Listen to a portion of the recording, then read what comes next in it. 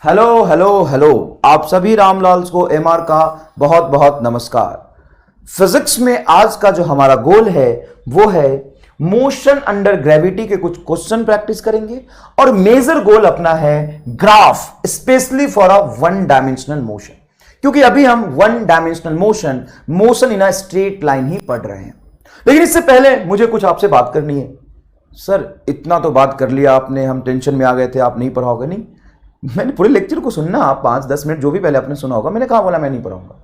मैंने तो ये बोला था कि अगर आपको प्रॉब्लम है, मेरे पढ़ाया हुआ समझ नहीं आ रहा है किसी को भी, तो मैं 1% बच्चे का भी सिलेक्शन रुकता हुआ नहीं देखना चाहता हूं जिसका रीजन फिजिक्स हो।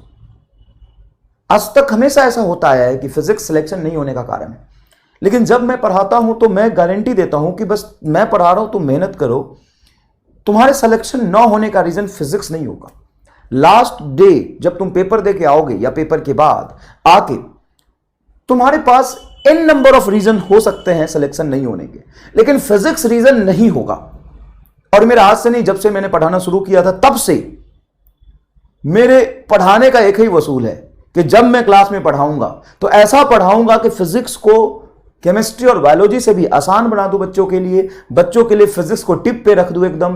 और बच्चा इतनी प्रैक्टिस करे, संघर्ष करे, पेन ले, गलती करे, गलती से सीखे, मेहनत करे, क्लास में क्वेश्चन करे, बुक से क्वेश्चन करे, डीपीपी से करे, पीपीटी से करे, टेस्ट में क्वेश्चन करे, कि लास्ट में जब पेपर में बैठे तो उसे सब सवाल आंखों के सामने दिखना चाहिए एक नंबर की तरफ। वाह यार, एमआर ने तो ये क्लास में बताया था, एमआर सर ने तो पीपीटी में दिया था, डीपीपी में दिया था, अच्छा एमआर सर ने तो टेस्ट में दिया था, ये दिखना चाहिए। और जब मैं स्टार्टिंग से ऐसा चाहूंगा, कॉम्पिटिटिव लेवल पे लेके जाना चाहूंगा तुम्हें, तो संघर्ष करना पड़ेगा, संघर्ष करना पड़ेगा। तो मेरा उद्देश्य हमेशा से ऐसा रहता है। तो सर हम तैयार है ना, आप सोच रहे हो सर हम तैयार है ना, हम कर रहे हैं, हम पढ़ रहे हैं, हम करेंगे सर। हाँ आप करेंगे, बिल्कुल करेंगे, लेकिन रीजन सिर्फ इतना सा नहीं था। एक छोटा सा रीजन, एक नहीं कई सारे रीजन मिलके ना मेरे बोलने का जो एग्रेशन था वो बहुत सारे रीजन की वजह से था। सर और कुछ रीजन बताओ आप। बताता हूं। फ्राइडे को जब मैंने लेक्चर भेजा तो उसके बाद मैंने टीम से बोला कि मैं संडे को एक क्लास ले लेता हूं। हालांकि ये मुझे अलाउड नहीं है ये बात करना आपसे, लेकिन फिर भी मैं कह रहा हूं आपको, सुनिए, बहुत सारी बातें कहूंगा। टीम से बोला कि मैं संडे को या सैटरडे को क्लास लेना चाहता हूं, तो टीम ने कहा, जो मैनेजमेंट टीम है, एकेडमिक्स टीम जो क्लास लगाते हैं हम लोग का, कि शेड्यूल्ड करते हैं, सर आप चाहें तो क्लास ले सकते हैं, लेकिन एक छोटा सा प्रॉब्लम है। बताइए। तो सर बच्चे ना दुखी हो जाते हैं और बहुत स्पैमिंग करने लगते हैं कि सर संडे सैटरडे तो आपने बोला था कि नहीं पढ़ना है, सर क्लास नहीं आएगी, नहीं पढ़ना है, एक ही बात होता है। सुनो, पूरी बात सुन ले तब अपना ओपिनियन बनाना। मैंने बोला हाँ देखा तो मैंने, ऐसा ही है, लेक्चर का ड्यूरेशन ज़्यादा हो जाता है, या हम संडे सैटरडे को क्लास ले लेते हैं तो बच्चे ऐसा कहते तो हैं। हाँ सर बच्चे बहुत वो हो जाते हैं, लेकिन कोई बात नहीं सर, ये बच्चे ना वही है सुन के बुरा लगेगा, सुनना, ये बच्चे सर वही हैं जो सर 2 महीने में समझ जाएंगे कि उनसे नहीं होना, वो बैठ जाएंगे फिर मुझे फिर भी थोड़ा अजीब लगा। मैंने अमित महाजन सर को, मनीष दुबे सर से बात किया, है ना, सारे टीचर से फ़ोन पे बात किया कि सर क्या लगता है इन बच्चों का भविष्य, सर ये तो बच्चे हैं, हमें क्या करना चाहिए, आपको क्या लगता है। तो ये भी बात बताऊंगा, हाँ मैं बताऊंगा। पता है सर ने क्या बोला, सब लोगों ने, कि सर ये बच्चे ना बहुत भोले हैं, बहुत भोले बच्चे हैं सर।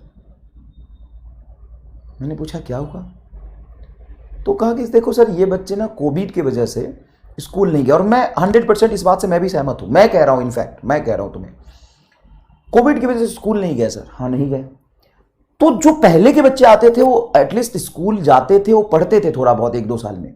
ये बच्चे तो साहब स्कूल ही नहीं गए सर, ऑफलाइन में कभी ये गए ही नहीं, स्कूल गए ही नहीं। हाँ सर ये बात तो सही, स्कूल नहीं गए, और इनको पता ही नहीं कि नीट का लेवल क्या है और नीट के लिए कितना मेहनत करना होता है। एक बात बताओ, आप मुझे मैसेज करते हो कि 2 घंटे से ज़्यादा का लेक्चर नहीं होना चाहिए, इनफैक्ट 1.5 घंटे से ज़्यादा का नहीं होना चाहिए। आप इंस्टाग्राम पे आके मुझे बताते हो, आप कहोगे कि सर 1% बच्चा है। ठीक है बेटा, वो 1% बच्चा है, लेकिन उसके बहाने में आप सबको छोटा सा मैसेज देना चाहता हूं। आप पहली बार तैयारी कर रहे होंगे या दूसरी बार, लेकिन हम 8वीं 10वीं बार पढ़ा रहे हैं।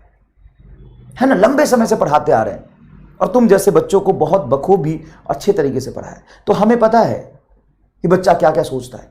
बेटा हमें एक्सपीरियंस्ड है ना कि नीट में कितना आ सकता है, कितना पढ़ाना चाहिए, ये तुम नहीं जानते हो ना।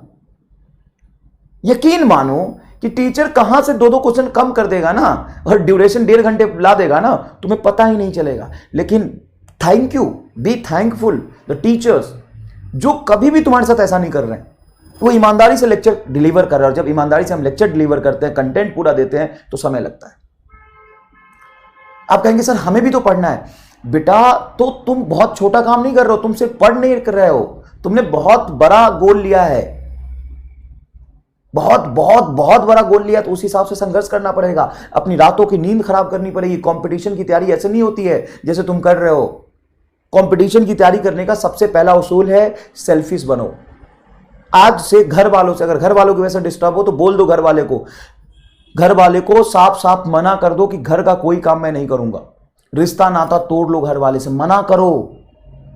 तुम्हें अगर लग रहा होगा मैंने भी झेला है, तो तुम भी, हो सकता है कई सारे बच्चे झेलते होंगे, सुबह दूध ले आओ, शाम को सब्जी ले आओ, गैस सिलेंडर खत्म हो गया, पिंकी बुआ की बेटी को पहुंचा आओ, मंजू मौसी की शादी में चले जाओ। ये सब नहीं चलेगा। सेल्फिश बनो अपनी पढ़ाई के लिए, आज सेल्फिश बनो, नहीं तो कल दुनिया तुम्हारे सामने सेल्फिश हो जाएगी। और तुम बहुत अच्छे इंसान होकर ना कुछ नहीं कर सकते जीवन में। बहुत ज्यादा सक्सेसफुल हो ना तो बहुत कुछ कर सकते हो। सक्सेसफुल होना ज्यादा जरूरी है, अच्छा इंसान होना ज्यादा जरूरी नहीं है। अभी के समय में ध्यान से सुनना, पहला काम सेल्फिश बनो, आज से बनो, अभी से बनो। 1% बच्चे को नहीं, 100% बच्चे को मैं कह रहा हूं सेल्फिश बनो। तो ठीक है, सेल्फिश बनेंगे। दूसरा, अननेसेसरी की जो थिंकिंग है, लाइक न्यूज़पेपर, अभी मैं नहीं जाऊंगा जहां तुम सोच रहे हो। 90% बच्चे तो कहीं और अटके हुए हैं। सर हम तो घर वालों से कब के सेल्फिश हो चुके हैं, ना घर वाले हमसे बात करते, ना हम घर वालों से बात करते हैं, है ना। बहुत सारे बच्चे ऐसे होंगे, लेकिन कुछ बच्चे अगर इसमें इंडल्ज हैं तो छोड़ दो, सेल्फिश बनो। पहला पॉइंट लिख लो, सेल्फिश बनो। दूसरा पॉइंट बहुत इंपॉर्टेंट है, न्यूज़पेपर, टीवी और दोस्तों से गॉसिप करना, ये सब बंद कर दो, बंद कर दो, अभी से बंद कर दो। अगर तुम न्यूज़पेपर पढ़ते हो, टीवी देखते हो, तुम्हें लगा नहीं हमें बड़े बुजुर्ग ने आदत दिलाई थी, सुनो मैं बताता हूं। मुझे ना 2010 मुझे याद है, और पढ़ने से पहले ना मैं वो सारे काम कर चुका हूं जो तुम सोचते होगे 11th 12th में करने की। मैं अब बहुत शरीफ और पढ़ाने लग गया हूं। जो पहले ना मैं जहां था, जिस शहर में था, अगर पूरे शहर में कहीं पे लड़ाई झगड़ा होता था ना तो सबसे पहले मैं पकड़ा जाता था। किसी को कूटना होता था ना तो मेरे पास खबर आती थी इसको पीटना है, जब मैं 11th 12th में था तब। और जब मैंने पढ़ाना शुरू किया भी था ना, तो मेरे कार में 2 हॉकी स्टिक रखे होते थे। खैर अलग बात है। ध्यान से सुनो मैं जो कह रहा हूं, सेल्फिश बनो। दूसरी बात, ये सब चीजें छोड़ दो, न्यूज़पेपर भी छोड़ दो। तुम्हें लग रहा हो न्यूज़पेपर बहुत इंपॉर्टेंट है, नहीं है। तुम्हारे लिए जो इंपॉर्टेंट है वो है फिजिक्स, केमिस्ट्री, बायोलॉजी। ये इंपॉर्टेंट है, फिजिक्स, केमिस्ट्री, बायोलॉजी। और सिर्फ अपनी जितनी एनर्जी है तुम्हें यहीं पे लगाना है। कुछ बच्चे मैसेज करते, सर मैं उसको भूल नहीं पा रहा हूं, वो मेरे से बात नहीं करती है। तो किसी और से कर लेना थोड़ी देर के लिए बात। वो नहीं करती तो क्या हो गया? और दुनिया में वही प्यार करती थी, तेरे घर वाले प्यार नहीं करते, हम तेरे से प्यार नहीं करते। और तेरे खुद का प्यार तुम्हारे लिए ज्यादा मायने रखता है। और जब सक्सेसफुल हो जाओगे ना, तो जो तुमसे बात नहीं कर रहा उससे ज्यादा अच्छे लोग तुम्हारे जीवन में आ जाएंगे अपने आप, और तुम पास्ट को भूल जाओगे एकदम। तो 3 चीजें हो गई। पहली सेल्फिश, दूसरा ये सब चीजें छोड़ना है, चौथा अपने टीचर पे ब्लाइंडली ट्रस्ट करो। क्योंकि जो नहीं, पहले वेरीफाई कर लो, नॉट ब्लाइंडली ट्रस्ट, पहले वेरीफाई कर लो कि मैं जिस पे ट्रस्ट कर रहा हूं उस पर ट्रस्ट करके कुछ लोग डॉक्टर बने या नहीं। उसके बाद ब्लाइंडली ट्रस्ट करो। अगर टीचर सैटरडे को और संडे को एक्स्ट्रा लेक्चर देता है, 2 घंटे से ज्यादा पढ़ाता है, तो खड़े होकर उसको हाथ जोड़ के पहले थैंक यू बोलो। मजाक नहीं चल रहा है। बात बताओ, हमें पेन नहीं होता क्या पढ़ाते समय? क्या हम यहां पे खड़े होकर जब 2.25 घंटे या 2.5 घंटे चिल्लाते हैं, क्या हमें ऐसा नहीं लगता भूख लग रहा है, प्यास लग रहा है, थक गया? ऐसा हमें फील नहीं होता क्या? और ऐसा तो नहीं है कि हमें पूरे दिन में 2 ही घंटा पढ़ाना है, हमें भी तो 6 घंटा 8 घंटा पढ़ाना होता है। उससे पहले उसका कंटेंट का काम, बहुत सारा काम होता है। हम कैसे करते हैं? हम कैसे करते हैं? सर थैंक यू क्यों बोलना है? थैंक यू इसलिए बोलना है, थैंक यू इसलिए बोलना है कि वो एक्स्ट्रा एफर्ट्स आपके लिए दे रहा है। संडे को क्लास डालता है, सैटरडे को क्लास डालता है, तो ये बहुत बड़ी बात है, ये बहुत बड़ी बात है। वो भी तो अपने लाइफ से संडे सैटरडे निकाल के आपको दे रहा है। वो भी तो चाहता है कि मैं आराम से सो जाऊं, 4 घंटे ज्यादा सोऊं, संडे सैटरडे को कहीं घूमने जाऊं। नहीं जा रहा ना। बहुत लकी हो तुम लोग। ऐसा नहीं है कि मास्टर के जीवन में कोई काम नहीं, वो फ्री बैठा है, उसका जीवन बहुत बोरिंग है, ऐसा भी नहीं है बेटा। मास्टर के जीवन में बहुत काम है, उसके लिए भी पूरी दुनिया खुली पड़ी। वो भी घूम सकता है, आराम कर सकता है, टीवी देख सकता है। नहीं, वो तो पागल है। तो तुमने आज तक ऐसे मास्टर नहीं देखे, तुमने कभी कंपटीशन की तैयारी नहीं की। ये तो भला अलग पांडे सर का कि ऐसे समय में भी और ऐसे सिचुएशन में भी वो पूरी जान लगा के आदमी सिस्टम बनाने में लगा है कि हम हर बच्चे तक एजुकेशन पहुंचा सके, और जो सच में काबिलियत रखता है उस तक हम पहुंचा सके, और वो डॉक्टर इंजीनियर बने। और तुम्हें उस चीज की वैल्यू ही नहीं है। कुछ भी कुछ भी।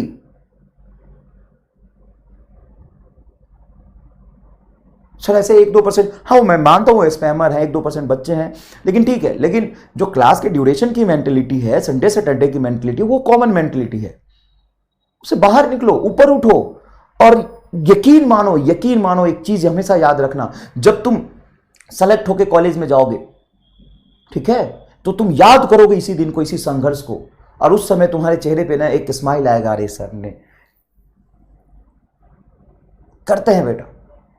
मैं जब पहले साल में जयपुर आकाश में पढ़ाया था, तो एक सिमरन नाम की लड़की थी। एक ही बैच से 6 लड़कियां सेलेक्ट हुई थी, 30 में से। लड़कियां मतलब लड़के भी हुए थे 2-4, 6 लड़कियां सेलेक्ट हुई थी, और साथ रहती थी 6 के 6। और 6 के 6 को मैंने मतलब ऑलमोस्ट हर दिन डाउट बताता था। वो कभी एब्सेंट नहीं हुई क्लास में। इस दिन इंस्टाग्राम पे आकर मैं लाइव से बात भी करा दूंगा उससे।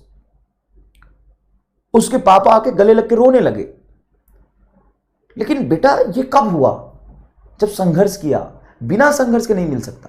तो तुम्हें लग रहा है कि मैं रात में 6 घंटे सोऊं भी, 8 घंटे सोऊं भी, मैं जीवन में कुछ और भी कर लूं, मैं घर का भी काम कर लूं, मैं किसी से बात भी कर लूं, और मैं फिजिक्स भी पढ़ लूं, तो ये पॉसिबल नहीं है। अगर आप ऐसा कर रहे हैं तो फिर आप करिए, पढ़ते रहिए, फिर चुपचाप पढ़िए। यहां पे असल में 11th-12th की पढ़ाई नहीं हो रही, यहां पे कंपटीशन की पढ़ाई हो रही साहब।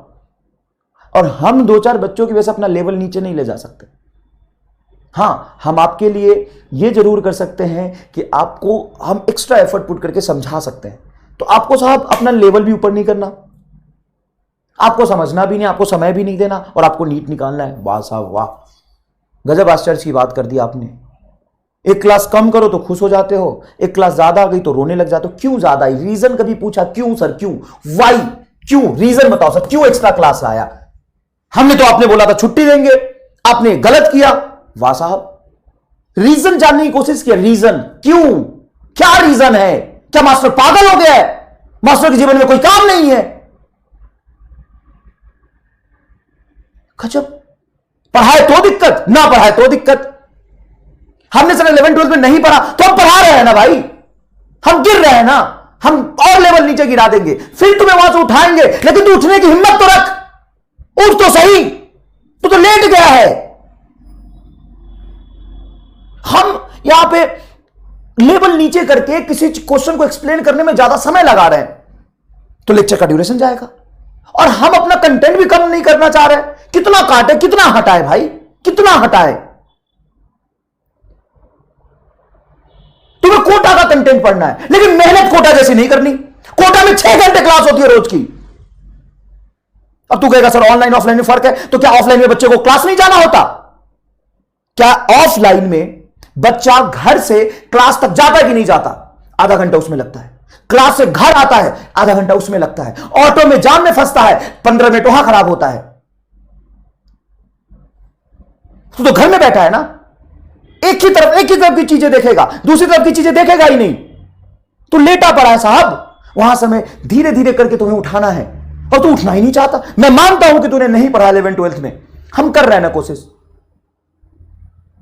तू कोशिश भी नहीं करने दे रहा, पढ़ाने भी नहीं दे रहा। 2 घंटे से ज्यादा कैसे पढ़ा दी? और डॉक्टर बनना है, excuse and excuse and excuse. Sir नहीं हो पाता, इतना टाइम लगता है, इतना टाइम लगता है, इतना टाइम लगता है। पहली बार पढ़ रहा है ना, हम 10वीं बार पढ़ा रहे हैं, हमें पता है कितना टाइम लगता है।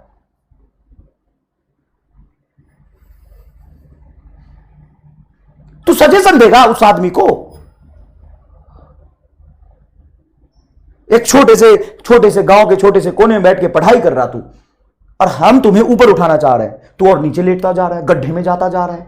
हम हाथ दे रहे हैं, तू लात मार रहा वहां से। हाथ बढ़ाया है तो हाथ पकड़ के धीरे धीरे उठना सीख, फिर चलना सीख, फिर दौड़ना सीख, फिर उड़ना सीख। मैं सबको नहीं कह रहा हूं, लेकिन अभी भी तुम सो रहे हो ना, तो डिसाइड करो, डिसाइड करो, आज डिसाइड करो, या तो फोड़ दो नहीं तो छोड़ दो। और ये बैच कोई टॉपर का नहीं है, लेकिन ये बैच संघर्ष करने वालों का है, संघर्ष करने वालों का है। और कोई टॉपर कभी डॉक्टर नहीं बनता, संघर्ष करने वाला बनता है।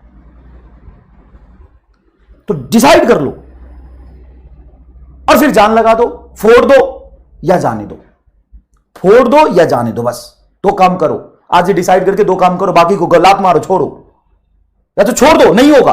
और ऐसे नहीं होगा, बीच बीच में रहने वाले से नहीं होगा, या तो उधर जाओ नहीं तो इधर आओ। बीच वाले को दुनिया कभी नहीं पूछती। या जीवन के अच्छे से मजे ले, और ना तो पूरा जान लगा कि नींद, रोज तुम्हें अपने नींद खराब करना पड़ेगा, कहीं ना कहीं सेक्रीफाइस करना पड़ेगा, तभी यहां पे पहुंच पाएगा। और संघर्ष 2-4 दिन की नहीं होती, संघर्ष ये पूरे 6 महीने का, 8 महीने का, 10 महीने का संघर्ष होगा। और तब जाके तुम्हें जो मिलेगा, वो तुम्हें जो सक्सेस और हैप्पीनेस देगा बेटा, उसमें मजा आ जाएगा। और उस समय तुम अपने पेन को याद करके ना स्माइल करोगे। ऐसा नहीं कि पेन तुम्हें याद नहीं, तुम्हें याद आएगा वो संघर्ष, वो रातों की नींद जो खराब की थी। ठीक है ना? तो ट्राई टू अंडरस्टैंड कि हम क्या कर रहे हैं, और हर एक चीज के पहले रीजन पूछो कि क्यों, ऐसा क्यों हुआ होगा। मास्टर पागल नहीं है, मास्टर फ्री नहीं है, मास्टर के जीवन में और कोई काम नहीं है, कि मास्टर तुम्हारा भला करना चाह रहा है। भाई साहब ये तो कलयुग ही आ गया, सच में कलयुग आ गया है भाई। चलो गोल की तरफ बढ़ते हैं, questions on motion under gravity करते हैं, फिर ग्राफ पे जाते हैं। आई एम सॉरी कि थोड़ा सा हमें यहां पे फिर से समय खराब करना पड़ा, लेकिन अभी भी समय है बेटा, अभी डिसाइड कर लो, फिर जाने दो, छोड़ दो, कोई दिक्कत नहीं है। और चलो यहां से हम ग्राफ से स्टार्ट करते हैं। ये क्वेश्चन है, motion under gravity from ground to ground. Last lecture में कब साहब? लास्ट लेक्चर में मैंने यहां से बॉल को फेंका था, ऊपर की डायरेक्शन को नेगेटिव माना था और नीचे की डायरेक्शन को क्या माना था? पॉजिटिव। ये जब ऑब्जेक्ट यहां से चलना शुरू करेगा, कहां से चलना शुरू करेगा? यहां से ऊपर जाएगा, कहीं रुक के नीचे गिरेगा, ये होगा इसका फाइनल पोजीशन। और ये थोड़ा हट के नहीं होगा, जिस लाइन पे गया है उसी लाइन पे नीचे आके गिरेगा। ये तुम्हें समझ आया, इसीलिए थोड़ा सा ऐसे बनाया है। ठीक है सर, ये क्या है? ये इनिशियल पोजीशन है। ये क्या है सर? फाइनल। तो इनिशियल से फाइनल के बीच में ये हो जाएगा डिस्प्लेसमेंट, जो कि एग्जैक्टली कितने वक्त के बराबर है? यहां से यहां का लेंथ है h, तो डिस्प्लेसमेंट कितने के बराबर? h के बराबर। फिर मैंने टाइम ऑफ फ्लाइट निकालने के लिए सेकंड इक्वेशन ऑफ मोशन लिखा था, s बराबर ut plus half at square. मैं ये पढ़ा चुका हूं लास्ट लेक्चर में, याद करा देता हूं, नहीं याद है तो मैं दोबारा करा रहा हूं। मैं इक्वेशन सॉल्व नहीं करूंगा, लेकिन मैं तुम्हें फील दिलाऊंगा कि डिस्प्लेसमेंट h हो गया है, वेलोसिटी ऊपर की तरफ है, इसलिए इसको माइनस ले लेंगे, minus ut plus half gt square. अब यहां से हमने क्या किया था? 2/g से मल्टीप्लाई कर दिया था। किससे मल्टीप्लाई किया था बोलो? 2/g से। लास्ट क्लास में पूरा पढ़ा है ये। तो इक्वेशन बना था t square minus 2u/g minus 2h/g। इस तरफ मैंने इसको रहने दिया, इसको उधर ले गया तो प्लस से माइनस हो गया, इज इक्वल टू 0। अब यहां पे टाइम का क्वाड्रेटिक बना था। हां सर, यहां तक याद है। अब क्वाड्रेटिक सॉल्व करके क्या आया था? सर आप करके देखो। नहीं, असल में ये कैलकुलेशन डेरिवेशन आपको नहीं करना था, लेकिन फिर भी मैंने कराया कि आपको फील आ जाए, और जो आंसर आए उसको मैंने फिजिकली भी फील दिलाया था। t बराबर u/g plus root under u/g का होल स्क्वायर प्लस 2h/g। हां सर, ये आ गया था हमारा टाइम ऑफ फ्लाइट का फॉर्मूला। अब मैंने इसमें क्या mr स्टार से फील दिलाया था तुम्हें? सर आपने फील दिलाया था कि मैं h हाइट से बॉल को ऊपर फेंक रहा हूं। अगर मैं h0 करूं तो इसका क्या मतलब है? h0 करूं मतलब इस टावर से नहीं, मैं ग्राउंड से फेंक रहा हूं। सर लेकिन आपने तो एच से फेंका है। अरे बुद्धिहीन, सीख, ये अभी तो और सीखेगा, अभी तो असल में एमआर स्टार देखा ही नहीं है। सर इतने सारे तो एमआर स्टार कराती है, नहीं, अभी पूरी फिजिक्स बाकी है। ऐसी ऐसी चीजें सिखाऊंगा, आंख खुला रह जाएगा। सवाल ऐसे करते हैं क्या? देखा था ना डेमो में, वो बस एक झलक ही था। वो ऐसे आसानी से नहीं सीखोगे बेटा, संघर्ष करना पड़ेगा। फिर भी सुनो, मैं कह रहा हूं कि ग्राउंड से एच हाइट पे टावर है, अगर एच 20 मीटर हुआ तो हाँ, तो ग्राउंड से एच हाइट पे 20 मीटर की टावर, यहां से बॉल को फेंक रहे 30 मीटर, 60 मीटर, जीरो भी तो हो सकता है, एक पॉसिबिलिटी। सर जीरो होगा मतलब यहां से जीरो हाइट मतलब ग्राउंड ही हो गया। हाँ, तो ये ग्राउंड टू ग्राउंड मोशन हो गया, ग्राउंड टू ग्राउंड। तो सर ग्राउंड टू ग्राउंड में जो टाइम ऑफ फ्लाइट आता है वो तो 2u/g आता है। हाँ, तो h को जीरो रखने पे एक्सप्रेशन 2u/g आना चाहिए। h को जीरो रखोगे, ये रूट अंडर u/g का होल स्क्वायर है, तो स्क्वायर से रूट कैंसिल होगा, u/g प्लस u/g, ये हो जाएगा 2u/g। एक दूसरा एमआर स्टार मैंने लगाया था इसमें। एमआर स्टार मतलब सोच, एक छोटी सी लिमिटिंग वैल्यू से फील कराया था। अगर मैं u को जीरो मानूं, if u is equal to zero, अगर u जीरो है, सर आप फेंक रहे थे u जीरो है, जीरो से फेंका मतलब फेंका ही नहीं, ड्रॉप किया, u जीरो मतलब ड्रॉप किया।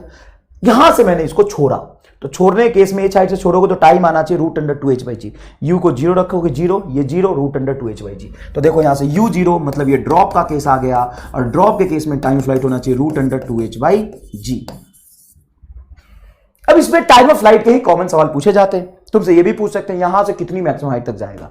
एक बच्चा पूछ रहा हो और इसी वजह से वो परेशान है कि सर अगर इसको आपने 40 से फेंका है तो 80 मीटर तक कैसे गया है। अब एक गधा, अगर किसी ऑब्जेक्ट को मैंने फेंका है 40 मीटर पर सेकंड से, तो हाइट का फॉर्मूला लगाना u²/2g, हाइट का फॉर्मूला u²/2g। अब सोच लो कल से आया तो 2 घंटे से मैं क्या करा रहा था मोशन अंडर ग्रेविटी में, h is equal to u²/2g। और घबराना मत, ऐसे मेरा टेम्परामेंट है, ऐसे ही पढ़ाता हूं, और ये तो कुछ भी नहीं है, मैं कूद कूद के पढ़ाता था कोटा में। 400 बच्चे बैठे होते थे, कूद कूद के पढ़ाना होता है, ऐसे नहीं है। तुमने देखा ही नहीं अभी टीचिंग असल में, सब कूद के पढ़ाते थे। हाँ, वहां पे पता है क्या होता है, बहुत लंबा सा हॉल होता है जिसमें 400-500 बच्चे बैठे होते हैं, अगर किसी ने पढ़ा होगा कोटा में तो।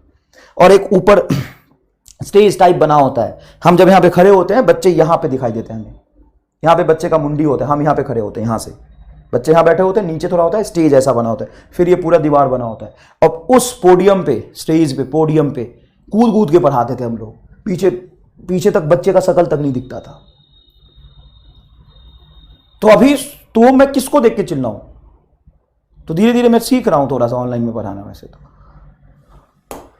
तो देखो इधर क्या होगा, यहां से फेंका जाएगा तो तुमसे टाइम ऑफ फ्लाइट पूछेंगे, जैसे मैंने ये सवाल कराया था। अब ये सवाल साहब मैंने पूरे एकदम ईमानदारी से पूरा ड्राइव करा के कराया था, और पूछा था कि बताओ समझ आया? तुमने बोला था हाँ सर। वेलोसिटी को माइनस ले लो, ऊपर को निगेटिव मान लिया, नीचे को पॉजिटिव मान लिया। कैसे कराया था? लास्ट लेक्चर देख लीजिए, पूरा ड्राइव करके कराया था। सर एमआर स्टार से कैसे बताया था एक बार वो बता दो। तो सुनो मैं क्या कह रहा हूं, चाहे तुम कितनी भी रफ्तार से फेंको कोई फर्क नहीं पड़ता। क्या तुम यहां पे ये निकाल सकते हो कि मान लो ये h is equal to 80 metre का टावर था, यहां से बॉल को मैंने स्पीड दिया 30 मीटर पर सेकेंड। सर -30 है तो स्पीड है ना 30। हाँ सर ठीक है।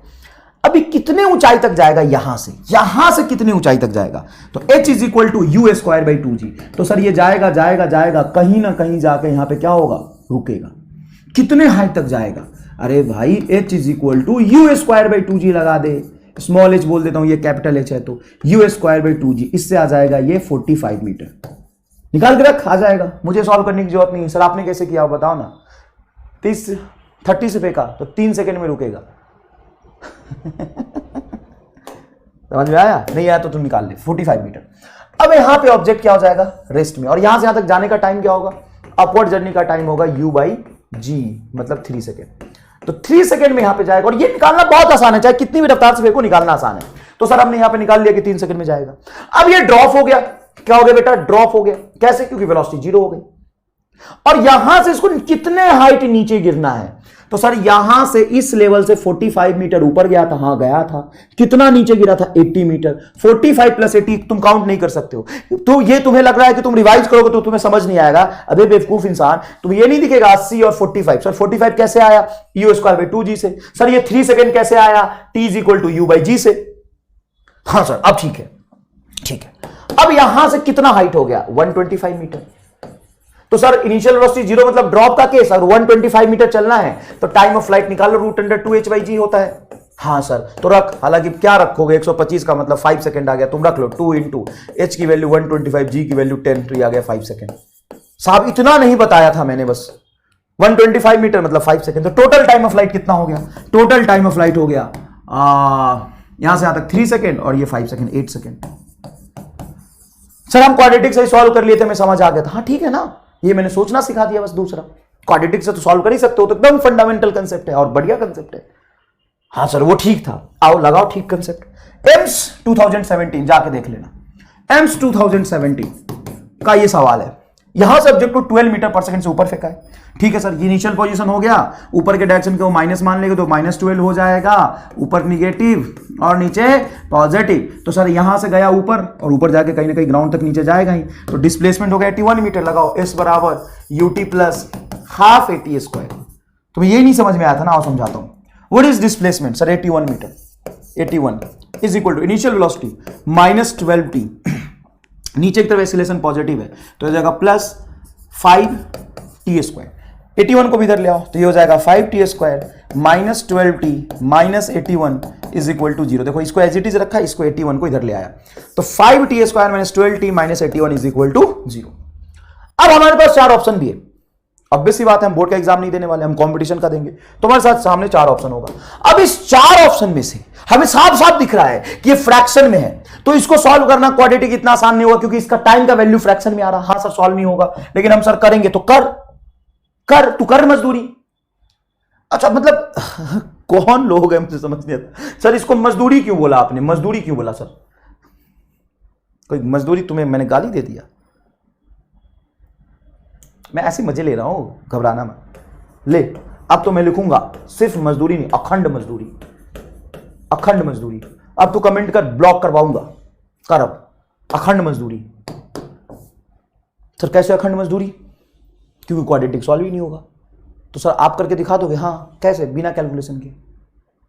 और ये बहुत कैलकुलेशन, सर कैलकुलेशन से करके दिखाओ, ये रहा ना सर, आगे भी करो, मैं क्यों करूं?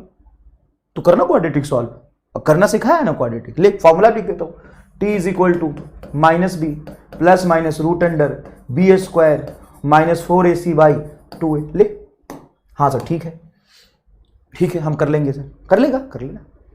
अब मैं तुम्हें क्या सिखा रहा हूं, किसी भी ऑब्जेक्ट को अगर मैं 12 मीटर पर सेकंड से फेंकूंगा तो टाइम ऑफ अपवर्ड जर्नी जो होगा वो होता है u/g। तो ये 12/g तो 1.2 सेकेंड। सर ये टाइम ऑफ अपवर्ड जर्नी मतलब यहां से यहां तक जाने का टाइम हो गया 1.2 सेकेंड, और मैक्सिमम हाइट पे आके ऑब्जेक्ट रेस्ट में आएगा। तो पक्की बात है, हाँ मैक्सिमम हाइट पे ऑब्जेक्ट रेस्ट में आ जाता है, तो रेस्ट में आ गया। यहां पे ऑब्जेक्ट कहां पे है? रेस्ट में, और नीचे जी की वजह से फिर नीचे गिरता आएगा।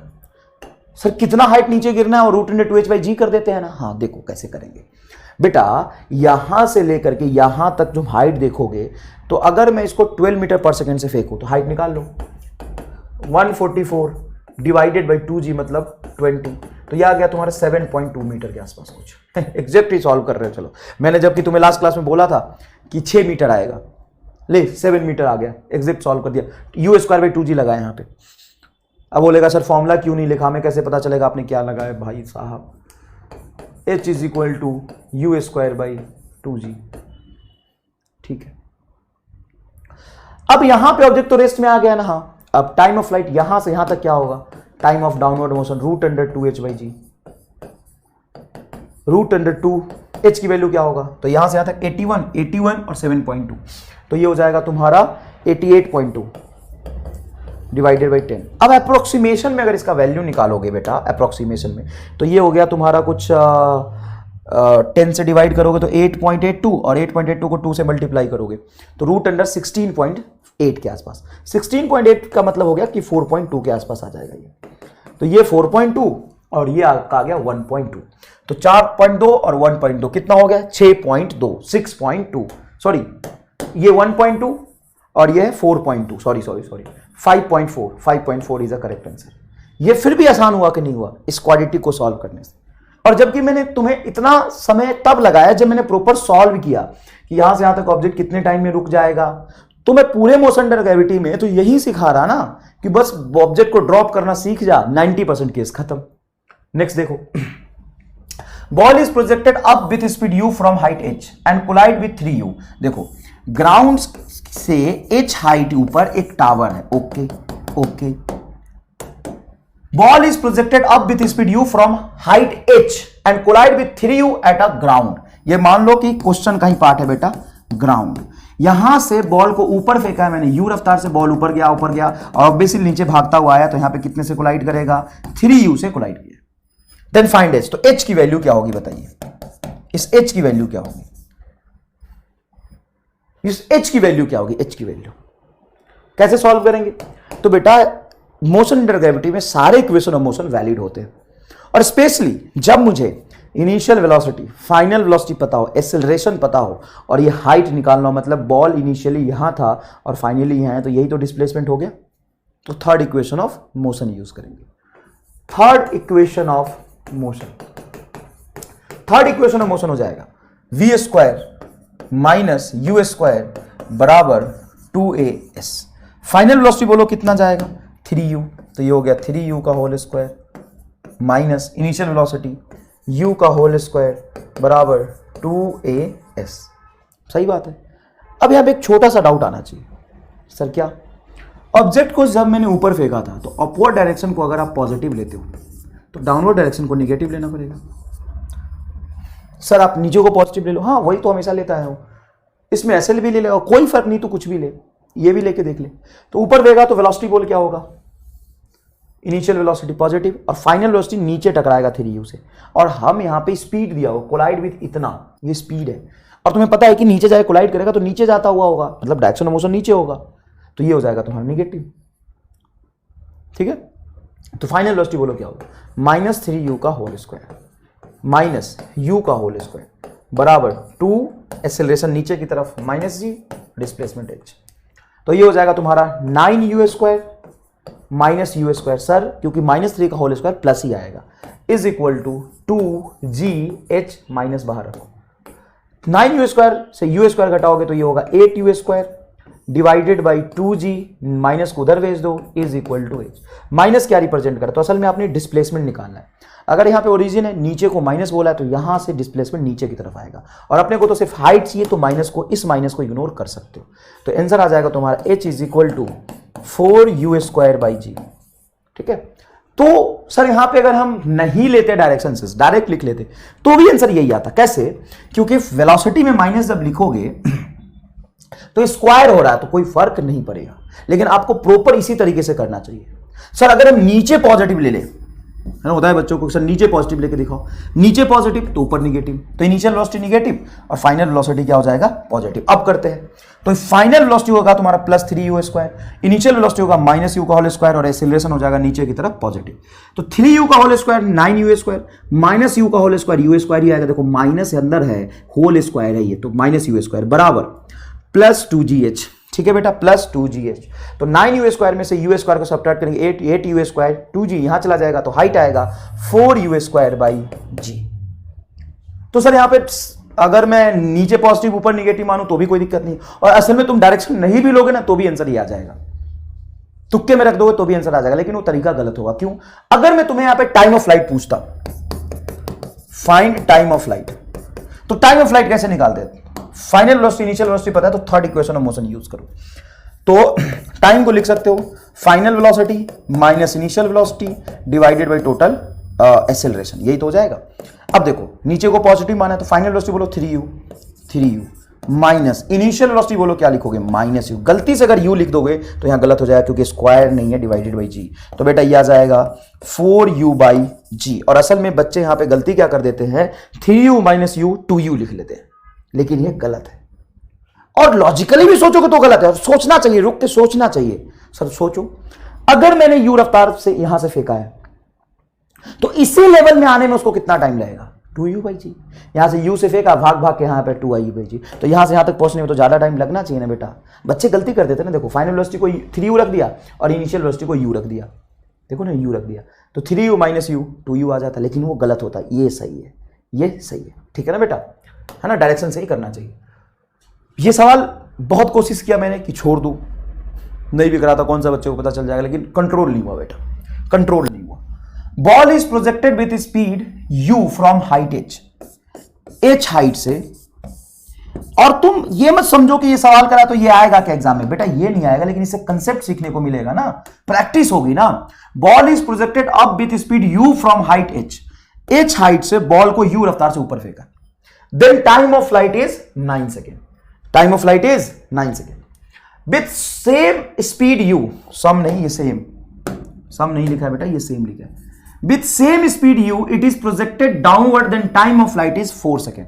सेम स्पीड से, यहीं से सेम स्पीड से नीचे फेंका है u से, और सेम स्पीड से ऊपर फेंका है u से, तो जब h हाइट से ऊपर फेंका तो इसको लगा नीचे आने तक टाइम t1 बोल देता हूं इसको 9 सेकेंड, और जब नीचे फेंका तो यहां तक आने में इसको टाइम लगा t2 4 सेकेंड, सेम हाइट से। अच्छा ये लिखा होगा, नहीं लिखा होगा तो मैं ऐड कर दूंगा। Ball is projected with up with speed u from height h, then time of flight is 9 second. h height से बॉल को ऊपर फेंका है तो टाइम ऑफ फ्लाइट लगा है 9 second. With same speed u it is projected downward, then same height, लिखा कि नहीं, with same speed u it is projected downward, then time of flight is 4 second, from same height, उसी position से नीचे फेंका है तो उसको टाइम लगा है 4 second. Then find time of flight when object is drop from the same height, उसी हाइट से, देखो यहां पे लिखा ना सेम हाइट, उसी हाइट से बॉल को अगर मैं ड्रॉप करूं तो इसको कितना टाइम लगेगा। सर कितने स्पीड से फेंका है, नहीं दिया। कितने हाइट से ड्रॉप किया या थ्रो किया है, नहीं दिया। सिर्फ ये बताया कि एक बार ऊपर फेंका u से तो 9 सेकेंड लगा, एक बार नीचे फेंका u से तो 4 सेकेंड लगा, अगर वहीं से ड्रॉप कर दूं तो कितना टाइम लगेगा। मजेदार सवाल है कि नहीं सवाल है। केस 1 को पहले सॉल्व करते हैं। अब बताओ पूरे तीनों मोशन के लिए डायरेक्शन सेंस अब डिफाइन करोगे तो ऊपर की तरफ डिफाइन करो बेटा निगेटिव, और नीचे की तरफ करो पॉजिटिव। क्यों? क्योंकि सारे बॉल यहां से चल के ग्राउंड में आ रहे हैं, एक्सेलरेशन ड्यू टू ग्रेविटी नीचे है, सबका वेलोसिटी नीचे हो जाएगा फाइनली, तो काहे नीचे निगेटिव लोग, नीचे पॉजिटिव लोग। ठीक है, तो ये हो गया तुम्हारा केस 1। सेकेंड इक्वेशन मोशन लगाओगे तो यहां से यहां तक डिस्प्लेसमेंट बोलो क्या होगा, h, क्योंकि हाइट h है ना, देखो यहां से गया इनिशियल पोजीशन और ये final position, displacement h is equal to initial velocity u t1 plus half g t1 का होल स्क्वायर, इक्वेशन 1। इक्वेशन 2 क्या होगा, तो बॉल को नीचे फेंका है तो ये हो जाएगा h बराबर u t2, है ना बेटा, बॉल को नीचे फेंका है u t2 plus half g t2 का स्क्वायर। सर इसमें कुछ भी निगेटिव नहीं होगा, नहीं, बॉल को नीचे फेंका तो वेलोसिटी पॉजिटिव, बॉल को नीचे फेंका तो वेलोसिटी पॉजिटिव, बॉल का यहां से यहां तक डिस्प्लेसमेंट नीचे है, नीचे है ना, ठीक। जब ड्रॉप किया तो ड्रॉप किया तो इनिशियल वेलोसिटी 0, तो थर्ड इक्वेशन ऑफ मोशन यहां लिख लेता हूं, h बराबर u0 तो बनेगा half g t square. Done. अब हमें क्या चाहिए, टाइम चाहिए। तो अननेसेसरी का वेरिएबल कितने हैं, तो वेरिएबल है u एंड h, तो हमें u एंड h को हटाना पड़ेगा। कैसे हटाए, तो इस दोनों इक्वेशन को सॉल्व करने का सबसे आसान मेथड क्या हो सकता है, सबसे आसान मेथड हो सकता है इसको मल्टीप्लाई कर दो आप t2 से और इसको मल्टीप्लाई कर दो t1 से, सबसे आसान मेथड। नहीं तो अगर मैं तुम छोड़ दूं ना तो 2 पेज लगा दोगे सॉल्व करने में। सर अब क्या होगा, तो बेटा ये t2 से मल्टीप्लाई होकर बनेगा ht2 और ये बनेगा ht1, तो ht2 प्लस ht1 ऐड कर दो दोनों इक्वेशन को मल्टीप्लाई करके, तो यहां पे h बाहर आ जाएगा, अंदर बचेगा t1 plus t2, yes sir, is equal to minus u t1 t2 multiply कर रहा हूं u t2 t1, तो u t1 t2 and u t2 t1 exactly cancel हो जाएगा। देखो u t2 t1 minus u t2 t1 दोनों equation को add करूंगा तो कैंसिल हो जाएगा, ये वाला टर्म कैंसिल होगा, यहां पे बचेगा क्या बेटा, हाफ g, ये t1 का होल स्क्वायर इंटू t2, तो ये हो गया t1 का whole square into t2 plus half g नीचे वाले टर्म में भी है, कॉमन आ जाएगा, ये बचेगा t2 का होल स्क्वायर इंटू t1। ठीक है, अब थर्ड इक्वेशन से h बराबर half g t square, h को लिख दो half g t square, half g t square, ये हो जाएगा बेटा t1 plus t2 is equal to half g. अच्छा एक काम और, तो ये मत बोलना कि सर आपने डायरेक्ट क्यों लिख दिया, तो तू इनडायरेक्ट करना बेटा, थोड़ा कलम खुद भी चलाओ, और ना है ना तो बोलना सर इस वाले क्वेश्चन में ये कैलकुलेशन नहीं हो पाया, मैं दोबारा से बता दूंगा। ठीक है बेटा, लेकिन तुम ऐसा नहीं है कि मैं खुद को समझा रहा हूं बेटा, मैं आप ही को समझा रहा हूं, और मेरा काम बस इतना था कि मैंने कंसेप्ट समझा दिया, कैलकुलेशन आप खुद भी घर पे कर सकते थे, लेकिन मैं करके दिखा रहा हूं आपको क्या किया। ध्यान से देखिए, पूरे इक्वेशन को t2 से मल्टीप्लाई कर दो, h t2 minus u t1 t2 half g t1 का होल स्क्वायर t2, ये सबको t2 से मल्टीप्लाई कर दिया, सब में t1 से मल्टीप्लाई कर दिया। तो ये कुछ इक्वेशन बना, और उसके बाद दोनों को क्या कर दिया मैंने, ऐड। तो हाफ जी, यहां से T1 T2 को बाहर निकालो, T1 इंटू T2 को बाहर निकालो, तो यहां पे T1 T2 बाहर निकलेगा तो एक T1 बचेगा, और यहां पे सिर्फ T2 बचेगा। देखो T1 T2 बाहर निकला, T2 का स्क्वायर था, एक T2 बचेगा। T1 प्लस T2 से ये T1 प्लस T2 कैंसिल हो जाएगा। H को लिखा था half GT square equation number 3 से, तो G/2 से ये G/2 कैंसिल होगा। T बराबर root under T1 into T2 आएगा। तो आई विल सजेस्ट कि आप इसको याद ही रख लो, नहीं तो कंसेप्ट याद रखो, आप सॉल्व करना। कंसेप्ट क्या याद रखना, इक्वेशन ऑफ मोशन है, थर्ड इक्वेशन ऑफ मोशन लगाया है, और सॉरी इक्वेशन ऑफ मोशन है, तीनों केस में हमने सेकंड इक्वेशन ऑफ मोशन लगाया है। सर सेकंड ही क्यों, क्योंकि हमें इनिशियल वेलोसिटी दिया है, टाइम दिया है, डिस्प्लेसमेंट दिया है, तो इसके लिए सेकंड इक्वेशन ऑफ मोशन लिखा, इसके लिए सेकंड इक्वेशन ऑफ मोशन लिखा, और इसके लिए सेकंड इक्वेशन ऑफ मोशन लिखा। फिर इन दोनों इक्वेशन को सॉल्व करके हमने इंटेलिजेंटली H और U को दोनों को एक ही बार में रिमूव कर दिया, एक ही बार में। कैसे, और मैं पहले सॉल्व कर चुका था, गलत किया था, बहुत लेंदी तरीके से किया था। ये बड़ा आसान तरीके से मैंने बताया था कि दो वेरिएबल को एक ही बार में उड़ा दिया। देखो ना साहब, H T2 H T1, तो जो ऐड करूंगा दोनों को, तो H बाहर T1 प्लस T2, यहां से U कट कैंसिल हो गया, और H को तुरंत रख दिया हाफ GT स्क्वायर। तो ये याद रखो। तो सर अब टाइम कितना लगेगा, 9 सेकेंड एंड 4 सेकेंड, तो 9 × 4 रूट 36, रूट 36 हो गया ना, हाँ, तो 6 सेकेंड इज आंसर।